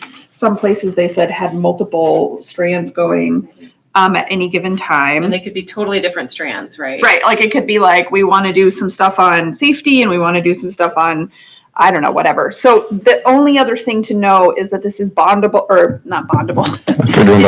It can be kept within 31AA if the issue was mental health or safety. So one of the, I will say from my lens, I was like, you want us to spend $100,000 on asking good questions and finding data, like that's a hard sell for me. Like that's, I was a little bit unsure, a little bit skeptical. But I mean, I think we also want to spend that money as good stewards. And so if, they can look at like return on investments on different, interventions that work well, or they can look at, so it kind of depends for me on what the question is and what the answers are we're looking for. And I think the thing that Lindsay was alluding to is I said, like, is this a hammer searching for a nail? Like, are we like, or Lindsay made talked about it in a really great way. Like, we don't want to necessarily churn up things to look at just to look at them. I think what the administration has brought to us is a tool. We sat in the room for a very short period of time. Rebecca had ideas, like people started throwing out ideas like, why do people leave Northville? Like if they go to private school, why do they go? Like, is that an area we'd want to know about? Or, what mental health inputs have the best return on investment and like actually work? Or, so we started throwing out ideas and quickly saw that there might be things. So I don't know if that's That's great. And if you take a look at, Sarah, at the bottom of that one where it says communication documents, the services also provided our trained psychometricians to build surveys around whatever topics we're going to, the ability to provide communication documents. How do we communicate that? What is the return on investment on certain programming? And then to the point that Sarah and Lindsay were elucidating, if you take a look at the slide, this is what they call them as queues. So this is a single queue option. And I think the price point for that is a year, and that would be an example, or $50,000 per year. And if you look at that, you also get the research library that they have of everything else they've done, school climate dashboards, data lab on there. That sounded kind of exciting, actually. benchmark surveys to Sarah's point, and obviously webinars. That's just each project ranges from 6 to 12 weeks. The double Q, to Sarah's point. Again, I had them focusing primarily on those aspects of mental health and well-being, taking from our learnings from last year, what the community had stressed that they were interested in, and just had to make up a basic thing so it's understandable. But you'll see 2 Qs. So in the top, you'll see mental health and well-being needs assessment survey, and below it, they're already working on a peer benchmarking aspect of that as well. So very well done, Sarah, on your synopsis. Jim? Just a question, I just want to make sure I got my head wrapped properly.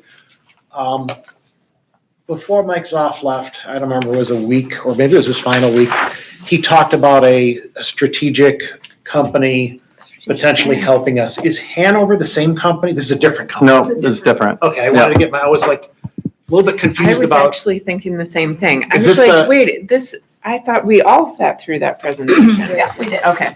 Okay, so this is a different company. Okay. Does this company have the ability to tackle the kind of thing we talked about with Mike?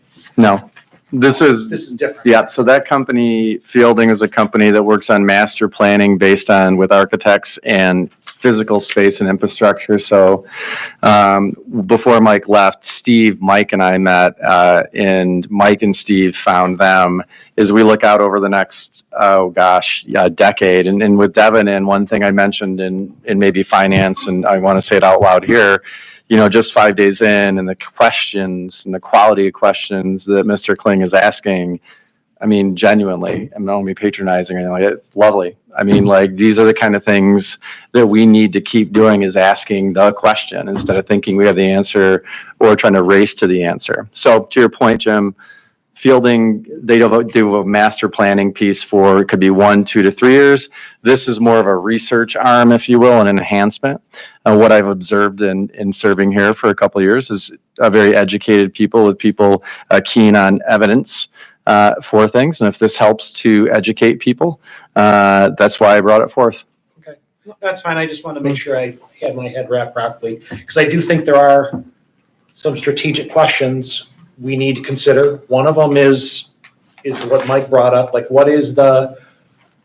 what's the strategy for our district going forward regarding buildings and property, right? We're getting ourselves to a point in time, but there's a point where we need to really think about, for example, how much more money you're going to invest in an Ammerman, or at some point, do you have to rebuild an Ammerman?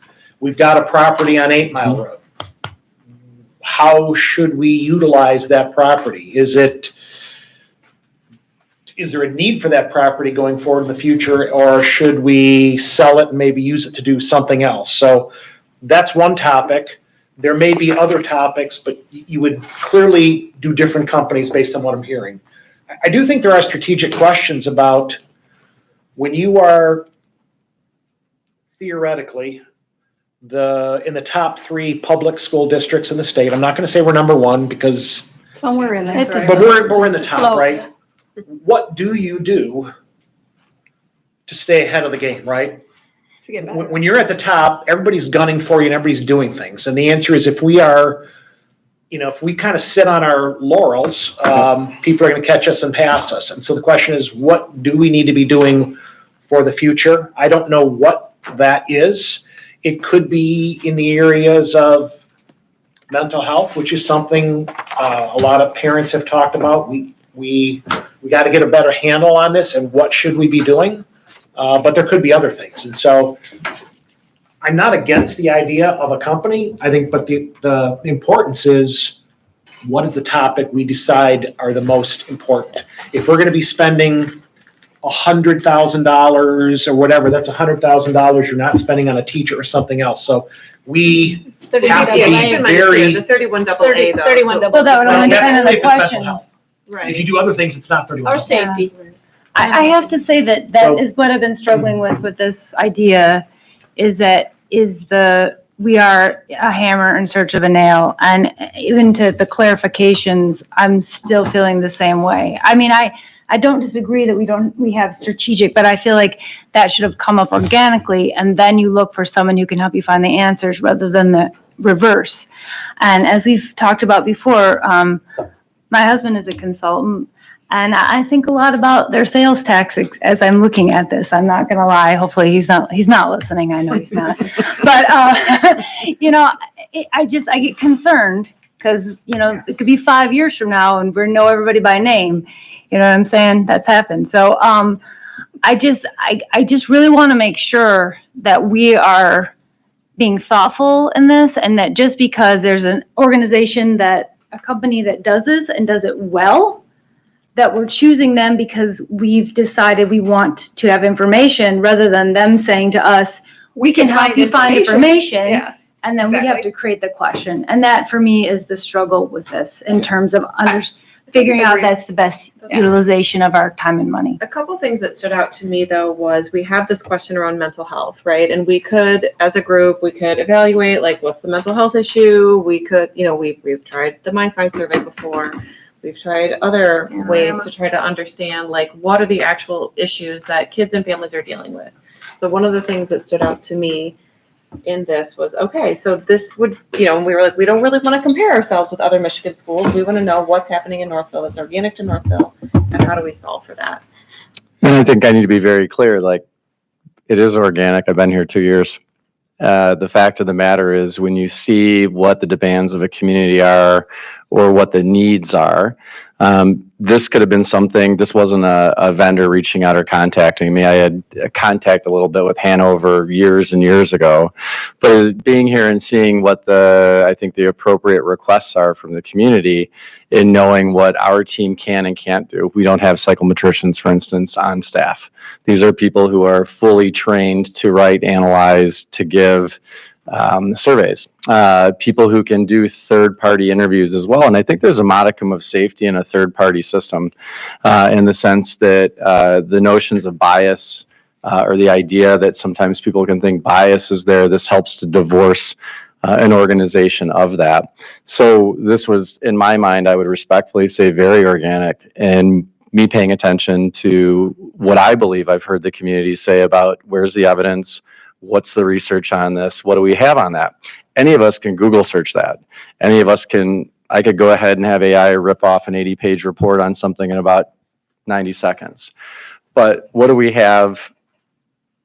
What's out there that can actually help us do and get to the answers to the best we can? So as a deliberative body and in a team to make decisions to place those bets that are going to benefit our kids. And to Jim's point, really, we have to be thinking 5, 10 years down, 15 years down. Jim mentioned the land. I mean, that land they're not making any more of it. We know that. We want to make sure we're making as good a decision as we can for the other folks who will be sitting around this table in the future and how critical that is. So just want to make that clear that this was definitely not something that came to me and I thought, okay, so how could we use it? It's much more around making observations in the past couple of years, which is frankly why I also brought fielding in front of you. The fact is that we have to make decisions now.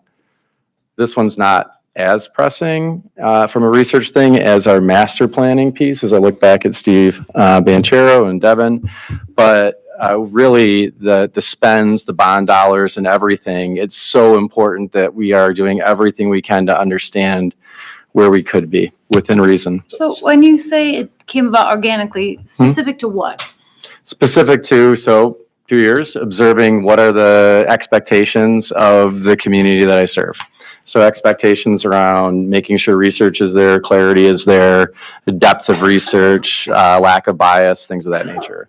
So in seeing that, my light bulb goes off in my head, like, well, wait a second, I remember this particular organization. I'm going to reach out, did 3 meetings with them, brought them in front here to our comm subcommittee because I thought it was something that we should explore.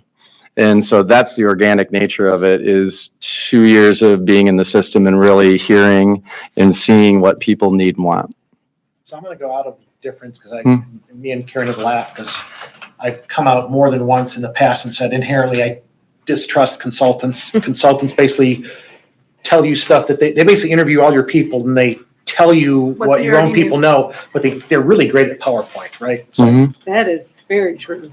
So in help. You don't want me to talk about distrust consultants. how I feel about salespeople, right? But how about, like I said, I'm going to go different here.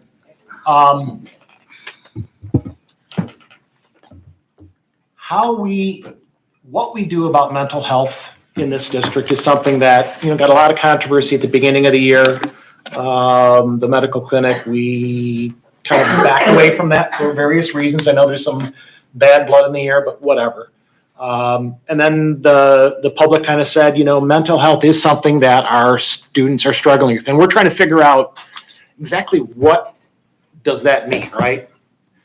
We just approved a month ago, 3 weeks ago, modifying a couple rooms within Hillside. I think that was just a couple. That was a couple weeks ago. That was like a week and a half. Week and a half. Hillside to kind of have available a partnership strategy. We don't know who that partner is or what exactly they would do. Is that a topic? And I wouldn't, if this was coming out of our base budget, I'd be back to where I was. I hate consultants. I don't trust them, whatever. But if you could fund that out of 31AA, which is not our money, or 11T, or whatever the hell that money is, right? Okay, then let's figure out a plan that says, what's the best thing we could do for our community in the areas of mental health? What is the plan? What is the strategy? I mean, it's one thing great to say the partnership strategy, great. Partner with who and what exactly would they do? When you deal with mental health, it's very much a relationship issue. So when a person is struggling with whatever they're struggling with, and there's lots of things, it's not like you can just say, just send them to clinician, and I'm going to use the term clinician because I don't know what the proper term is, but send them to so-and-so and they'll talk to them, because that kind of discussion has to be the right, what do I call it? The right relationship. And a lot of times you'll find out that the relationship isn't right. And so you can't just hire a person, because that person will fit for some people and not for others. And so if we're trying to support our district, what is the best thing we could do?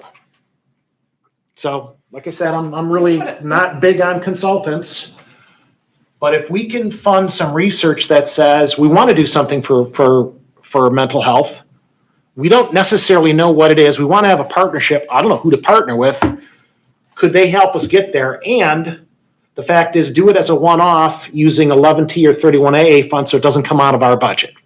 That would be a trial balloon I could support. I'm not saying the board, you should agree on this. I'm just throwing out an idea that is contained within a one-off, doesn't mean the funding comes out of our budget, and does talk about an issue that actually at the moment, we don't have a plan. We have a plan that says we're going to partner with somebody. But who? And what is that partner going to do? I think our point is, we may not have a plan, but can we get it cheaper by having our own people do it? But I don't want to interrupt because I know you guys have stuff. So, Well, I was going to say, I wondered about, one of the things that stood out to me in the presentation, or just thinking about, is the efficiencies, right? That we get the minimum funding in the state of Michigan. So how can we deliver the best services for the most efficient use of our resources? And could, an organization like this help us dial into what that is? Knowing what we're using, is it working? Is there anything else that we need to do strategically to add layers, subtract layers, like what's working, what's not, what else are they seeing in their research and in their knowledge of other programs, districts, communities that are also struggling with mental health issues? We're not alone in that. Yeah, I don't want someone, I wouldn't be in favor of someone telling us we have a really big problem with mental health. Like, I don't need a survey of the public to know lots of people are struggling. I don't need a survey to tell us, like, there's a lot of need. Like, I think that's an abject waste of money and time. Yep. But they did talk about how they could talk about, okay, given these resources, yes, like, there's no more space, there's no more money than this, there's no more people than this. Like, what would you do? What are the top, like, list them. Like, what's the lowest hanging fruit, cheapest thing we can do? What's the next thing? What's the next thing? Like, that would, so that's where I got to look, because I do not want a survey that 8% of people are going to fill out, that, is beautifully designed by the fanciest expert, but that no one's going to fill out, and it's going to tell us we have mental health needs. Yeah. That is just, mean, if they could do research that found out what the best districts are doing in support of mental health. And if That's within our budget. You know, that, yeah. Yeah. Right? That we could afford to go off and Like, do. don't tell me what they're doing for $15,000 per student, because we don't have that. Yeah. That's not helpful. Yeah.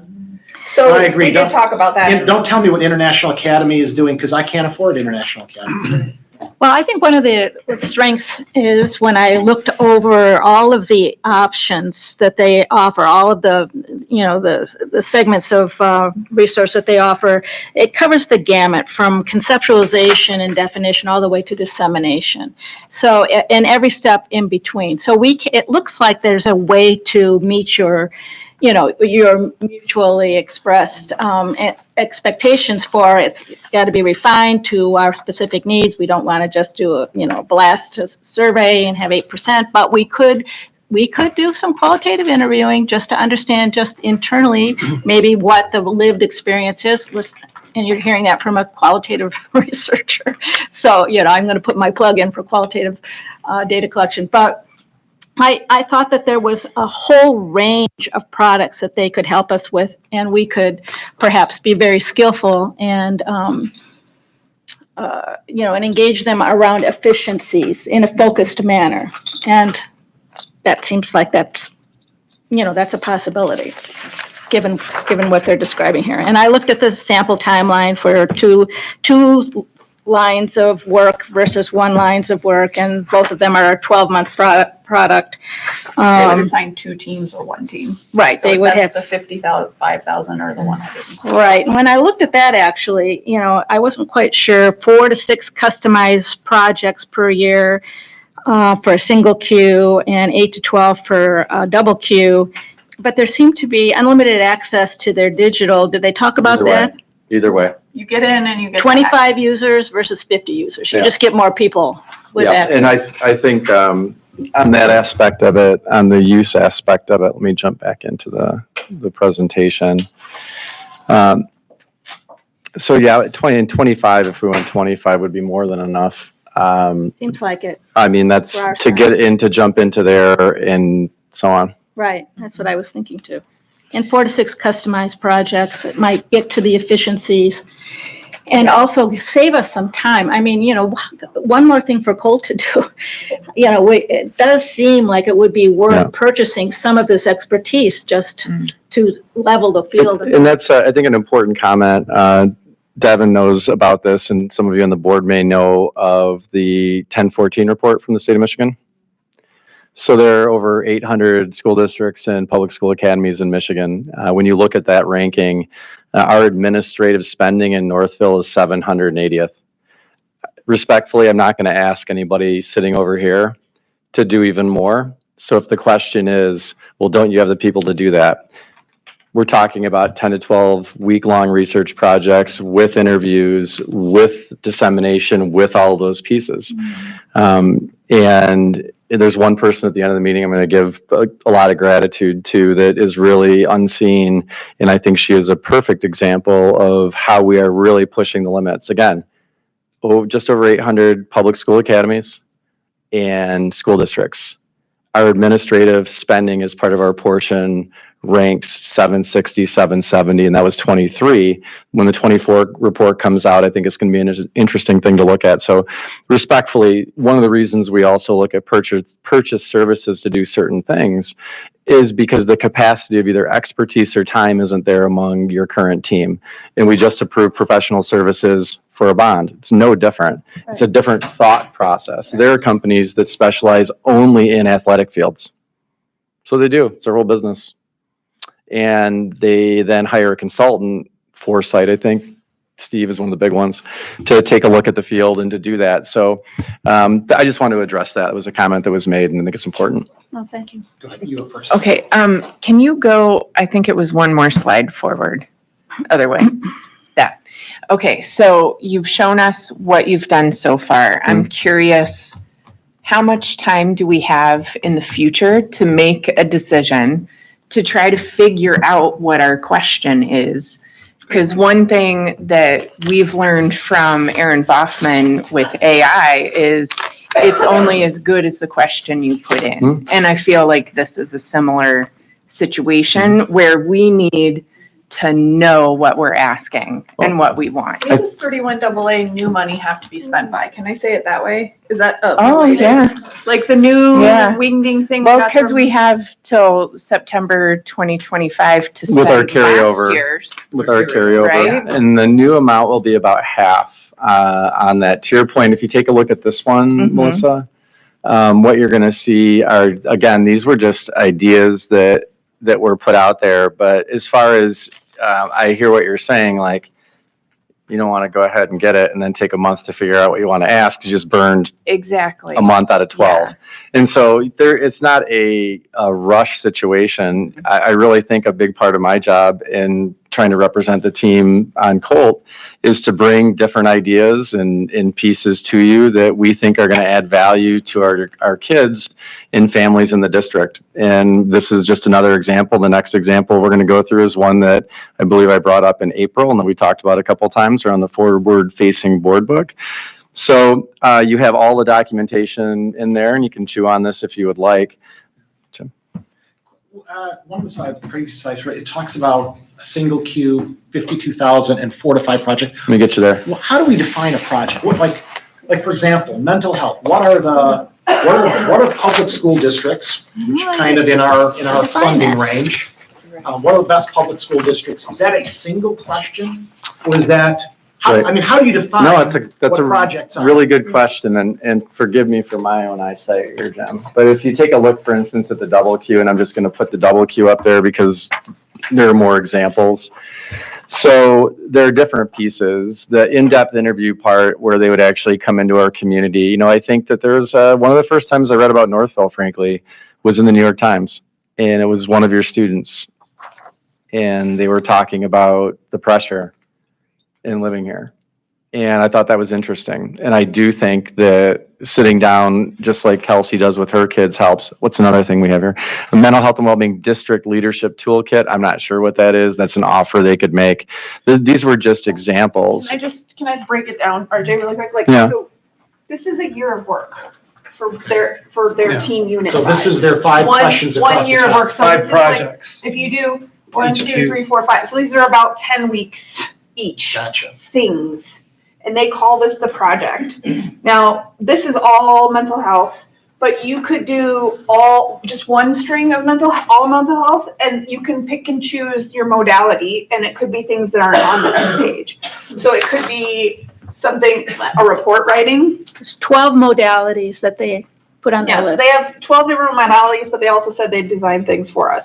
The other thing was they said you could do 3 nuggets on like gifted and talented, or you could do 2 nuggets on gifted and talented and 3 on sports fields. I mean, I'm just making stuff up. Yeah.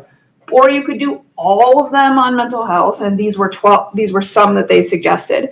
But it's basically one team of person for 1 full year would be 4 to 6 individual projects, and we would kind of say which project. So like, we don't want a survey of what our mental health needs are, or we do, but we wanted to say this. We want the in-person interviews, and then they would come for 10 weeks and do in-person interviews. Well, we want the comparables with, benchmark. Or we want to know what top schools in the United States are doing on mental health that fit in our budget. So go do a report on that for 10 weeks and then report back. And then that would be one of the nuggets. Gotcha. Okay. Because I was not understanding these 5 projects. You get 4 to 6 projects, and like a project is about 10 weeks of work for their team, and we would kind of direct each one. That makes more sense. Whatever you Thank you. Then the key is what is the What's the real question? challenge is what's the question? And what are the modalities? What do we really want to know? What are the 4 things we want to know to As define we're projects? going. The other Yeah, thing you to know, can Jim, think is that you're we doing can those adjust 5. it along the way too, to say, okay, this is what we want to start with. And then we can, we might plan to do stage 2 with a similar topic, but we could decide to change it. So you could think you're gonna go through this set, but then okay. change. It's very You can also flexible. have 2 teams, Yeah. and then 2 different, or you could have 3, it could all be different. Interesting. I guess, just to land the plane, I am with whoever said like, oh, the question is the point, like AI and the nail and the hammer and all that. And I am still curious about when we have to spend That would be really good to money know. by, because if we're yeah. gonna look at mental health especially, like, we don't wanna spend a year and then be like, oh, your money's gone because you No. didn't spend it with, you I didn't. think they're signing that Thursday. I was at the cross-country meet today, and Matt Colazar was there, and he said, I think they're signing that one Thursday, so we'll have a better idea on when. My guess would be in Devon, I don't know if you know, but the extension would be on a similar model of the old one. It was stressed to me by legislators that this is one-time money. It's not going to come back, at which said, because some people were very angry with me, and I was quoted in many news sources of my dissatisfaction. I pride myself that equal opportunity on which political side didn't like me over the summer for what I said about the budget, because my job is to advocate for kids. My guess is going to say it's going to be at least a year past then, but going to Jim's point back to the master plan and thinking about things, imagine if a question was, we have the land out there. What do we need to do to be competitive as a district or to bring people in or enhance the overall aspect of it? Imagine the question was, could be a tag program, could be an outdoor learning experience, could be an outdoor focused preschool that people are interested in. How nice would it be in tandem with looking at the physical aspects of what might be needed, that we also have the research aspects of what is needed as well. In bringing all of these things together, I'm a big believer, and I'm sorry you guys have had a bad experience with consultants, but I think one point it's important. I apologize. Please don't take it out on me. Yeah. That's rare. So the piece is, the contract that you sign with something like this is that, sure, they could say a 3-year whatever, but you need a year-to-year out clause on it.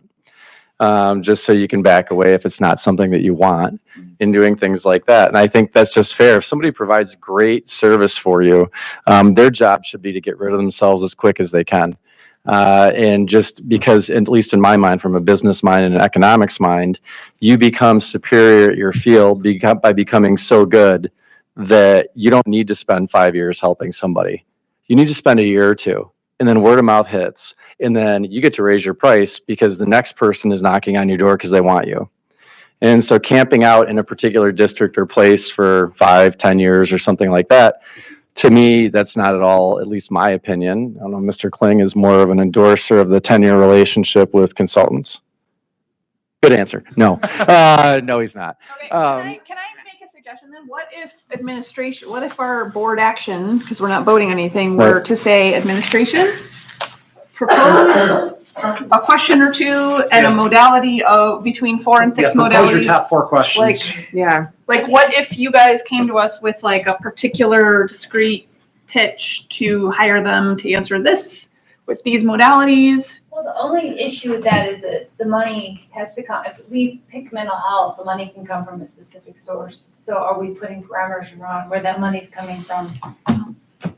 Well, it could be safety as well. If they thought that $55,000 was properly spent on these 2 sub-questions that are burning and we want you to spend 50 grand on it, I would entertain it.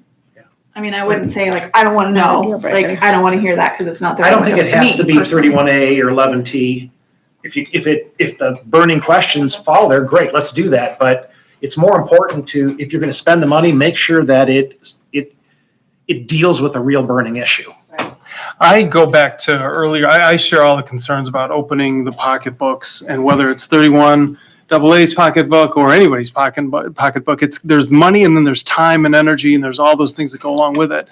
I think somehow we borrow from the presentation that we just heard, which was the Special Olympics and Unified, both saying, what we do is we start small somewhere. And just saying we want to improve mental health is way too broad. We could sign up and do the, I think we need to focus somehow. If you bring up the slide, I am Which one would zeroing you in like? on like the Just best tell- practice. Tell me to stop when you see it. This one, I guess. Okay. Like best practices in addressing mental health and well-being in high achieving environments speaks to me a little bit. I'm not trying to sell it on anybody. And then peer benchmarking mental health and well-being supports. And I think something like that maybe, but then you pick where are we talking about? K-12, young fives, high school. I'm sort of thinking about the high school. I go back to the video that we saw, 3 years ago or so with the student video is what always sits with me. That's just my kind of, so I am sort of leaning toward those two project questions, probably at the high school for me, but I'm open to, but where I'm going with this is somewhere small, not district-wide mental health. The sky's the limit on that. Right, I so to just- really dial it's it too into broad. something to Yeah, be super yeah. useful. I like the investment evaluation too. The problem, Lindsay, is we need to, these are sold in 1 year chunks. Yeah. So those two things you point out, we would need more things. And I would like that. I personally do think that our expert team, like if they have to duke it out and fight for the top 2 or 3, 4 things to tell us what they need this for. Yeah. Rather than us handing it to them, that's what I would. I mean, I'm not tied into the 31 or whatever. It's just one of the top needs. I mean, we always talked about, I don't know, what do you deal with the stress that's involved? Because we allow our kids in high school, especially juniors and seniors, to take like freaking 5 AP classes simultaneously. That's actually insane. That is exactly what I was talking about. But how do you tell parents this is not healthy and it's not actually buying you things, right? And, so I don't know what the question is, but I'm with you is come back to us with 2 or 3 questions. And honestly, if I spent $55,000 and I could solve 2 issues in this district, I'd actually say that's probably money well spent. But the key is what's the question? You bring up another point though, it's maybe not necessarily just a question, but who is it aimed at? Because if you're talking about AP classes, are we trying to inform parents? Is that what our aim is with asking the question? Are we trying to Policy? have something to inform policy or changes? Could be changes in policy. So when the question is being asked, it's also who are we trying to inform? Who's the audience for that question? I just keep thinking if we've done these interviews in the past of seniors, right? And inherently they tell you over and over again, I wish someone would have prevented me from doing this, so. They say we shouldn't let them have phones when they're young. But the answer is like, how do you go back and tell them in 9th grade because they just see what's happening and like, I have to strive. I got to be number 1 because I got to get into Michigan. It's like, you don't have to take 20 AP classes to You're get down in one. I'm just in one piece. One plant that like could be what their thing is, and we might all come up with several. But like, I mean, I was amazed as we sat there and some ideas tripped off the tongue. That I was like, So I think, or maybe it's one from each. Like, what would Erin say the question is versus what would Rebecca say versus what would Margie say? Like, I don't know, like how we want it presented, but I think it'd be easier to decide to spend the money with the idea of what the question would be. Yeah. I'm with you on that 100%. Where's the greatest need? Where's the greatest need? At my corporation, we always say, let's start somewhere 80-20. What's the big problem that we can address and bite off first, rather than the whole spectrum? Because looking at this spectrum is scary right here. If you just look at this, survey, it's real, all the way through, communications plan, district wide. Well, I think it just addresses the fact that wherever you are in the evolution, they have some services that can match what your need is. And if you're downstream a little bit and you're looking at program evaluation and then disseminating the results, or coming up with a plan to support continuity and the implementation, fidelity, maybe that's kind of, where you're at versus describing the problem, which is upstream. And so, I think that your point is, everybody is saying something that's valuable though, which is we should try to be very efficient. We should focus on the question where on the spectrum of need that we want to focus on, and not buy the whole package necessarily from soup to nuts. And that sounds reasonable to me too. RJ, do you have any clue what we just said? Does that I make do. sense to you? I do. Okay. Yeah, You the understand that aspect. you have an assignment to come back to us, however you choose to do it, with 2 to 4 questions that you think are high priority that we could use a track on or a project on, and Right on. and Well, again, and it might be what's the helpful. most important? And again, I don't care if it's 31A or not. Just I guess- what's the most important? I guess we could just hash it out, but you might have some sense when the question bubbles up where it's at in its developmental phase. So we're, Like what modality? yes, serving? exactly. Yeah. Where are we on the spectrum of rollout, conceptualization to implementation, best practices to, I think the battle royale is going to occur as I look at my team You have about December who gets 17th, what and who wants what question to be asked.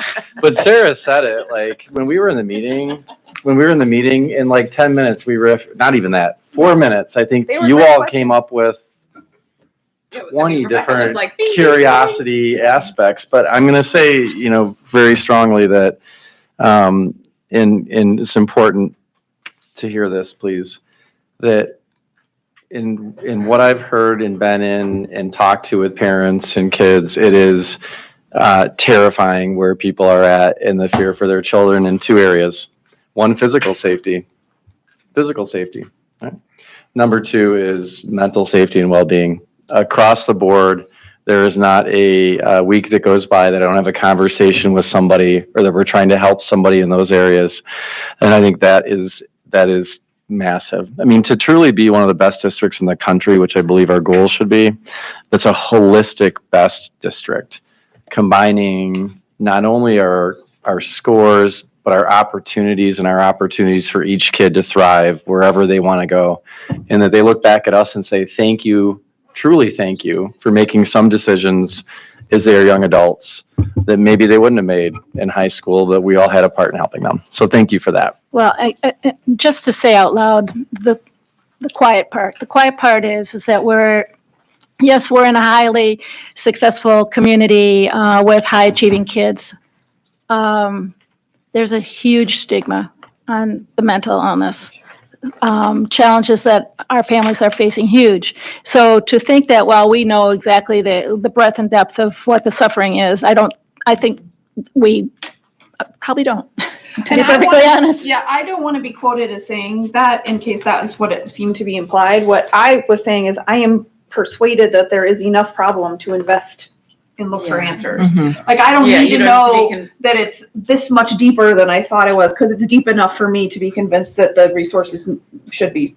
So I hope that's fair enough. A little bit clearer. Like, it's not that I'm like, think I know it all. I think what you were saying is that, like, we know that our kids are struggling with mental health. I mean, that's really what you want to know is where are we at today, and we should be asking tough questions about what about this, what about that. That's like our discussion about the data for our students, right? We talked about this 2 weeks ago, whatever, but And looking deep in that data and like, okay, what about this? And so that's what we need to be doing, is challenging us. When you're number 1, if you aren't challenging, then you're quickly going to be number 10. And sure as hell, I don't want to be number 10. So. I do think one thing that makes me more comfortable with this is the fact that I think Sarah pointed out that at the beginning, it's not like you're locked into a year's worth of questions, that it can evolve. And so if one of the projects that comes back to us sparks like a further question from that, we can evolve our questions. And I think that makes me more comfortable with this as well. All right, good discussion. Yeah. All good there? All right, that brings us to number 13, added agenda items. Ms. Irving, do we have any? Actually, we had one more item underneath. Yep, we had it added right here on that part of it. So before we hit that, just a quick synopsis. Forward-facing board book, district webpage allows individuals to view agendas, materials, presentations, and minutes. Why? Increase transparency and communication. process. We discussed, well, actually, I think I brought this up in April, but the topic was discussed during the communications subcommittee 6/18/24 and 7/30/24, noted in both minutes and noted in minutes from last week. The committee discussed omitting field trip locations and HR related items such as FMLA and personal information in the public view. I've heard talk at this board table as well of desiring this. The direction Megan and I need is, and if you want to have conversation right now, or if you know where you're at, what is it that we're going to put in? So for instance, the Hanover presentation we did tonight just stays there. It's there. People can access it whenever they want to. It really kind of came to me, last year in the ALPS conversation and some confusion of people not hearing about it or claiming they didn't hear about it. And had we had a forward-facing board book where every presentation that was given could be in there, I think people would have a bit more comfort. And maybe Rebecca wants to speak to this. There were some concerns around sharing anything in there that obviously denotes somebody's address or anything of that nature. But I believe I also included about 2 months ago for the board 3 different districts that I asked you to take a look at regarding how they use their board book. I know Megan's been through a significant amount of training. We just need direction. Can you clarify, is this regarding school board meetings or cows or both? Both. So if a presentation is done, the presentation is planted there so people can look at it at home, for instance. And? Yep. So when you look at what happened with our data presentation at Silver Springs, like, again, this is part of respectfully me being here for a couple of years and learning about picadillos and different pieces. I love the building meetings. However, when people are at home, they cannot see That's right. who's presenting. Absolutely. They can often not see the presentation itself. I think it's a great experience, but as far as putting anything out there that, if transparency is one of the things that we want, I would ask us to reflect on that. Are those the best meetings to have those type of things? As far as what we put in there, I think, again, Rebecca, Brian could speak to this, or if anyone on the board wants to, please feel free. Well, I guess my concern about the cow would be the opposite. If we put forward-facing documents, there's no recording to go with the discussion. So you don't have any context because we don't record and post those. So I can see with the school board meetings, they fit together. But a lot of times we have discussions during a cow, and it might come to be that we don't adopt something, or we go in a different direction, and you wouldn't be able to get that context out of just a board book posting. I don't know if you discussed that in Minutes. Yeah, but the minutes don't come out until the next committee of the whole, which was why I was so behind on ALPS, because the next committee of the whole was like way after things continued to evolve. So I wasn't there. It wasn't recorded. The presentation wasn't online, and the minutes hadn't been done. So to your point, we didn't talk about this particular issue, but I guess my take on it is I hear what you're saying, and my reaction is I don't want to let the perfect be the enemy of the better. And it seems like what people are missing, I've seen people who've come to this audience 10 times not realize there are committee of the whole meetings and that they're very substantive, and be like, wow, you guys meet twice as much as I thought. Because they just click on what are the Board of Education meetings and what are they considering. So I would just be in favor of the public having the stuff, no more crap about, I didn't get to see it. If we've seen it, you've basically seen it. We did talk about FMLAs and people's personal business. I mean, sometimes we have to vote on that stuff.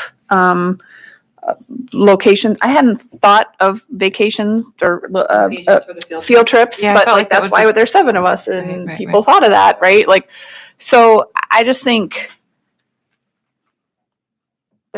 they can get it when they come here. I mean, people can get and ask for all this stuff. So you would say, like, you're including, like, tonight when we did the hiring, the resume would be on the board book? Because it had a redacted address. Yep. And like all these bids, like all these companies' bids. I mean, there have been so many times I'm like, don't worry, we got information on this. We're going to whiz by it. But, just so you know, we have a whole bunch of stuff on this. Like,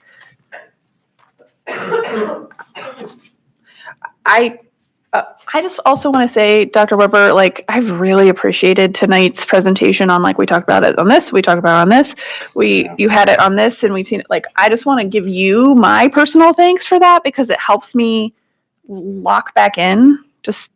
Yeah, I think from a memory standpoint, it certainly helps. I think, unfortunately, what was one of my favorite sayings? Anyone's entitled to whatever opinion they have, but you're not entitled to your own truth.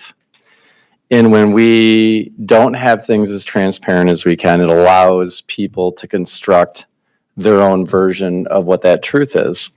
And so for me, like, I want our team to spend as much time possible in getting after helping kids. I don't want us to be reactionary. To your point, and our brains and everything we see in a day, sometimes it just takes seeing a date and saying, oh, all right, I remember that meeting and I what also we think did there. we're returning to, anyway, I think it's just an improvement. But I hope that answers your point, Karen. That's where my head is.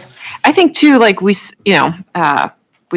always done it the Northville way, right? And to have the perspective that you brought, Dr. Weber, in terms of like other districts do it differently. Like I would have never thought to go to a neighboring district and look at like what's on their agenda. What are they talking about?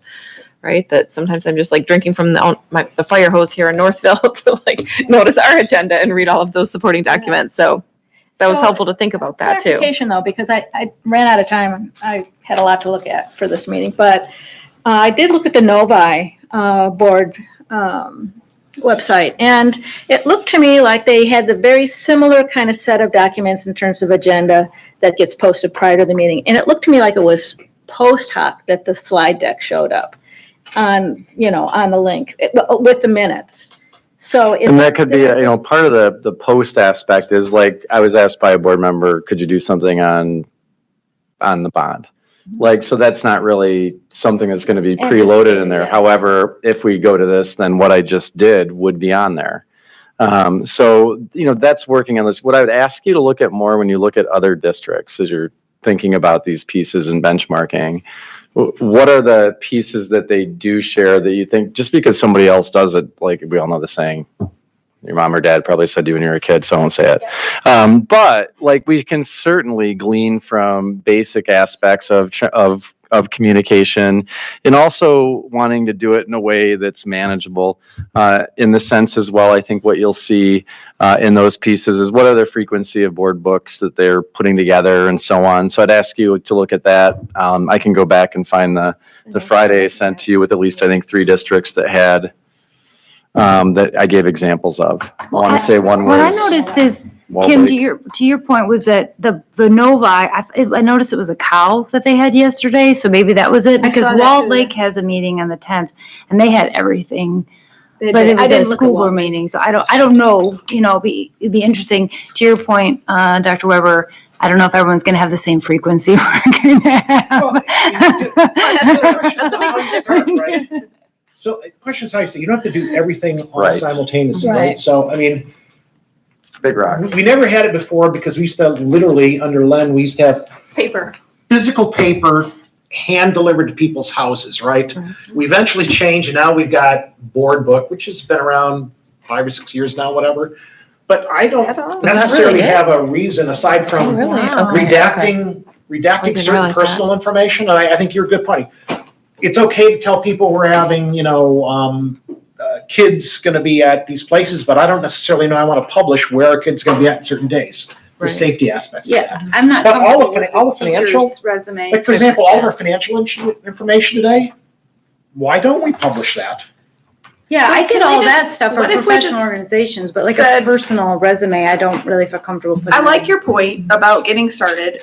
We don't have to be perfect and we can go back and take a few things out. But if we said no resumes, the board sheet though, that says what your pay will be and what that's public. And it's what step you're going to be, what experience, that's a 1-pager. It's more than they get now. So, but no resume, no field trip, no personnel file type stuff like who's going on FMLA and why. And then liberal request to remove something, and we will. And we'll learn from that because, oh shoot, one day we put in, Jean got the award for the geography bee and they don't like that being out. I mean, then we'll learn. Right, yeah. There could be like Why don't kids' we last start names with that we board leave off, meetings? things like that, of different awards. You know, start with board meetings and then let's get 3 months underneath our belt of putting board meetings out. And then once we kind of learn some things, then we can work on, do you also do COW meetings? Do you do finance subcommittee? I don't necessarily think you can do HR. It'd almost be a lot of blank stuff. Right. Maybe not. I mean, policy kind of stuff you could, but It was interesting. it'd be harder to deal with HR because there's so many personal information there. But, I mean, I think start with board meetings and then once you get that, then you can decide, do you do COWs, do you do finance subcommittee? Board meetings is the only place we vote. So Right, so let's put that out start there. there. Make that Let's start there. Yep, that's good. I like it. That's a good idea. Let's start there. And for those in the community who are going to pay attention, I want you to know this is important to me from a personal level. You know, part of this deliberation and conversation is around, I know that there are people, unfortunately, who live in this world that have had really, really bad experiences and don't want people to know where they are. Right. And just being very sensitive about the fact that abuse is real. And unfortunately, people who live like that. I just want us to be sensitive to anything in that vein. And I would rely on Rebecca and Brian, of course, to make sure that we're not pushing into any areas. And then if privately I needed to talk to any of you individually, if I think we're crossing a line in there, I would. Security. Security is the other one that, you know. All right. But I Thank you. think Yeah, as we do we're a trauma district, informed not all work for districts, so many other we areas. publish monthly our check register. Yep. And every single line item. Every single. Everything we spend our money on is published monthly. There's a lot of districts who don't do that. So that's one thing, maybe we're ahead of a lot of districts, but I think we might be behind on board meetings and point taken, and I don't have a problem with it. It's all right. We know better, we I do think better. this is a great, I'm excited about this. I'm glad we're that. Thank you. Push this forward. Yeah, I think it'll be a really good change. Okay. All right, does that close number 12? Sir. So good work there. So that brings us to number 13. Ms. Irving, do we have any added agenda items? We do not. We do not. Anybody else have anything to add? I just wanted to quickly remind everyone about the 10th, where the Wayne County Association of School Boards will be discussing legislative items for the upcoming Michigan congressional section. So kind of getting an idea it'll be interesting to see what other districts have to say about things that are on their mind. I'm sure they're going to be very similar to ours, but it'll be interesting to hear about that. And so if you want to join me, I know you had to RSVP for dinner, but I'll share my role with you. Decide to show up late. Then I also the butter. And I also wanted to send some talking about. I also wanted to remind everyone, since I got my ballot, and we as a board, support the renewal of the Wayne County millage. So I'm going to ask the public for their support in that as well. Good point. So as you're doing your ballot, please vote yes. It is one of our only outside opportunities to get funds for our students. And though, yes, we are a district that puts out more money than we get in, we cannot raise those funds any other way. And it would be a detriment to our budget to lose it. Let's, so we have questions, comments from board members coming up. I'm sorry, I thought we were there. No, we're so close. So close. I know you wanted to get that sales pitch in. I did. I'll do it again. I'll do it again. Right. Second of two opportunities to do your consultant sales pitch. This will be right now, though, the official second opportunity for public comment tonight. Going once, going twice. All right, that brings us to questions and comments from board members. I do have one, but. I have one too. Sarah? Kim, you go. I want to make note, I believe that I understand that the dyslexia legislation got passed. And I'm just all ears about what the impact will be or what the demand will be and how we'll handle it and maybe, that'll come in a future board meeting. Thank you. I'm interested in. Okay. That was something that Michigan PTA advocated for at our most recent advocacy day. So it was really exciting to see that passed. All right. Okay, mine is a little bit out there. Ooh. It's not long. It's food for thought, literally. I've been reading more and more about explosion of cancers in young people. I have a client right now who's in her 20s and has colon cancer, stage 3 colon cancer. And I would like to suggest that the board consider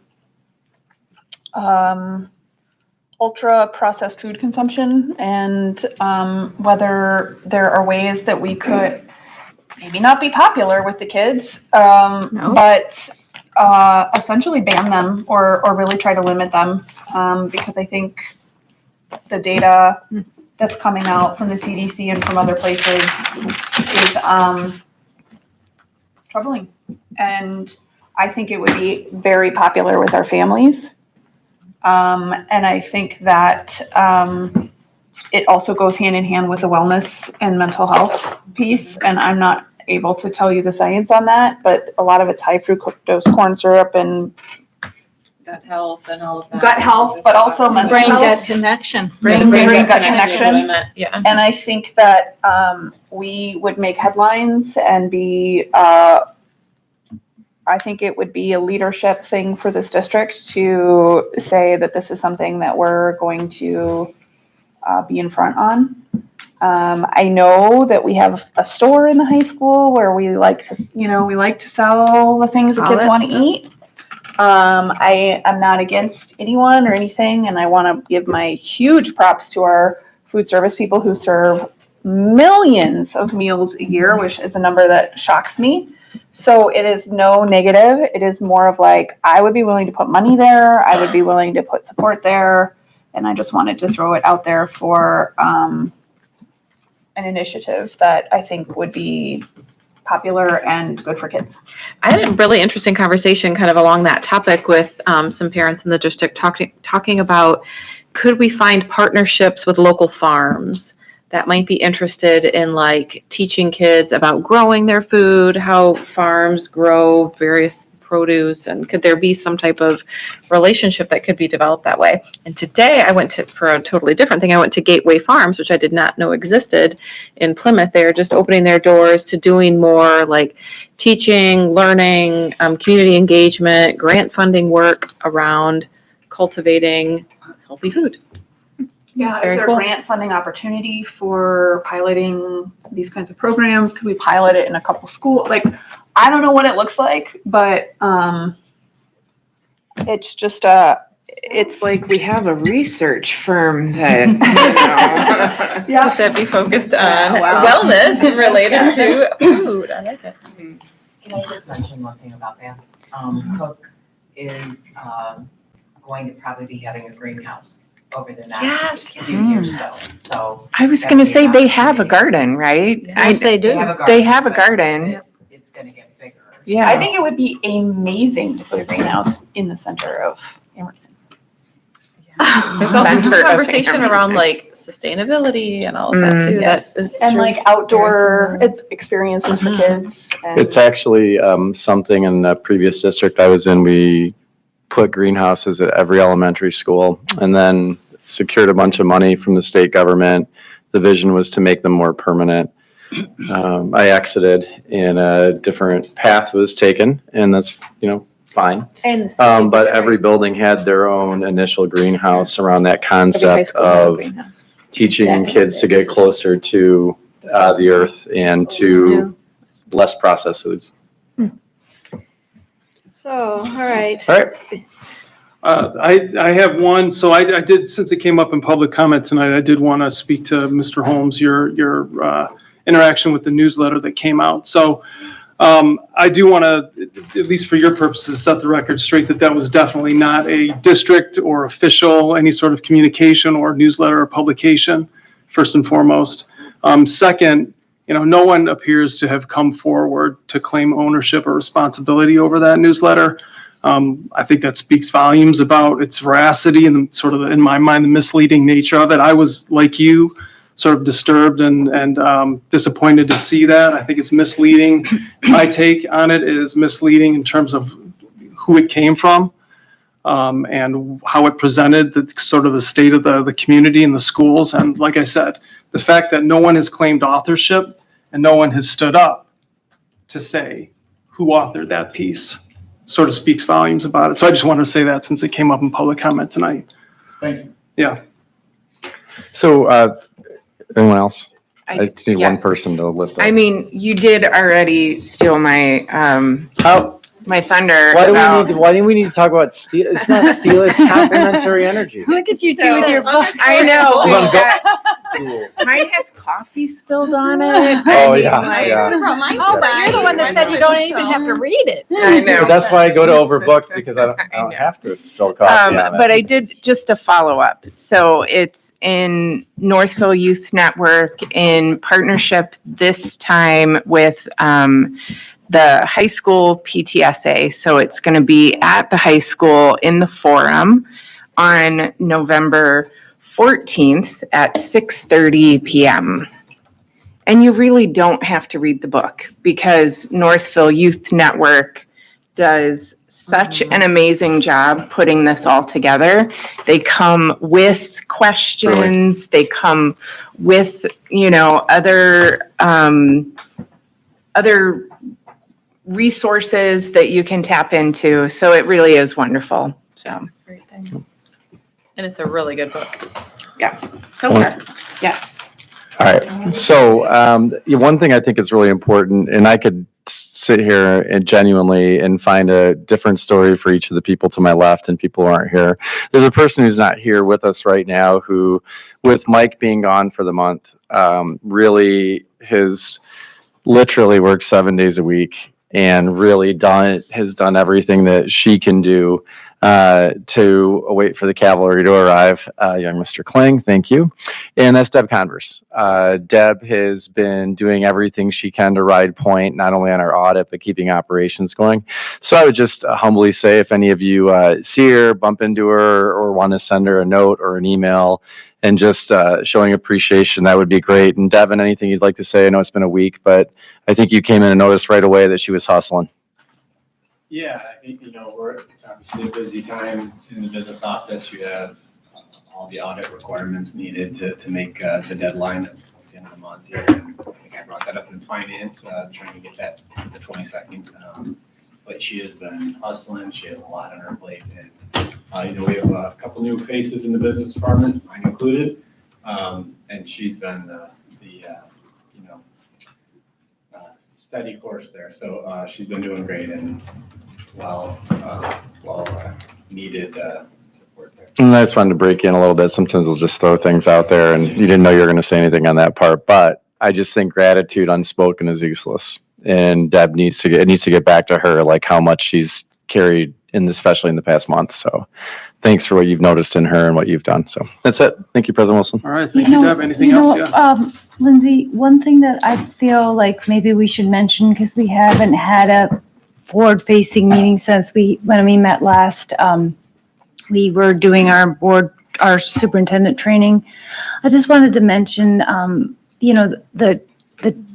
the sad occurrence that happened to a city council member here in Northville, and just give out our love to John Carter and his family and Liz, and they are just pillars of this community. And I think in the tragedy, it just makes me all the more thankful to serve this community and be part of it. And I think it was a beautiful showing of coming together. The support and love would never be enough. But I just wanted to acknowledge that. And I know that we all feel this thing. And on behalf of the board and district, I walked over to OLV last Monday and held space with the principal and assistant principal and spent about an hour with them. Oh, thank you so much for Expressing doing our- that and mentioning it was- that.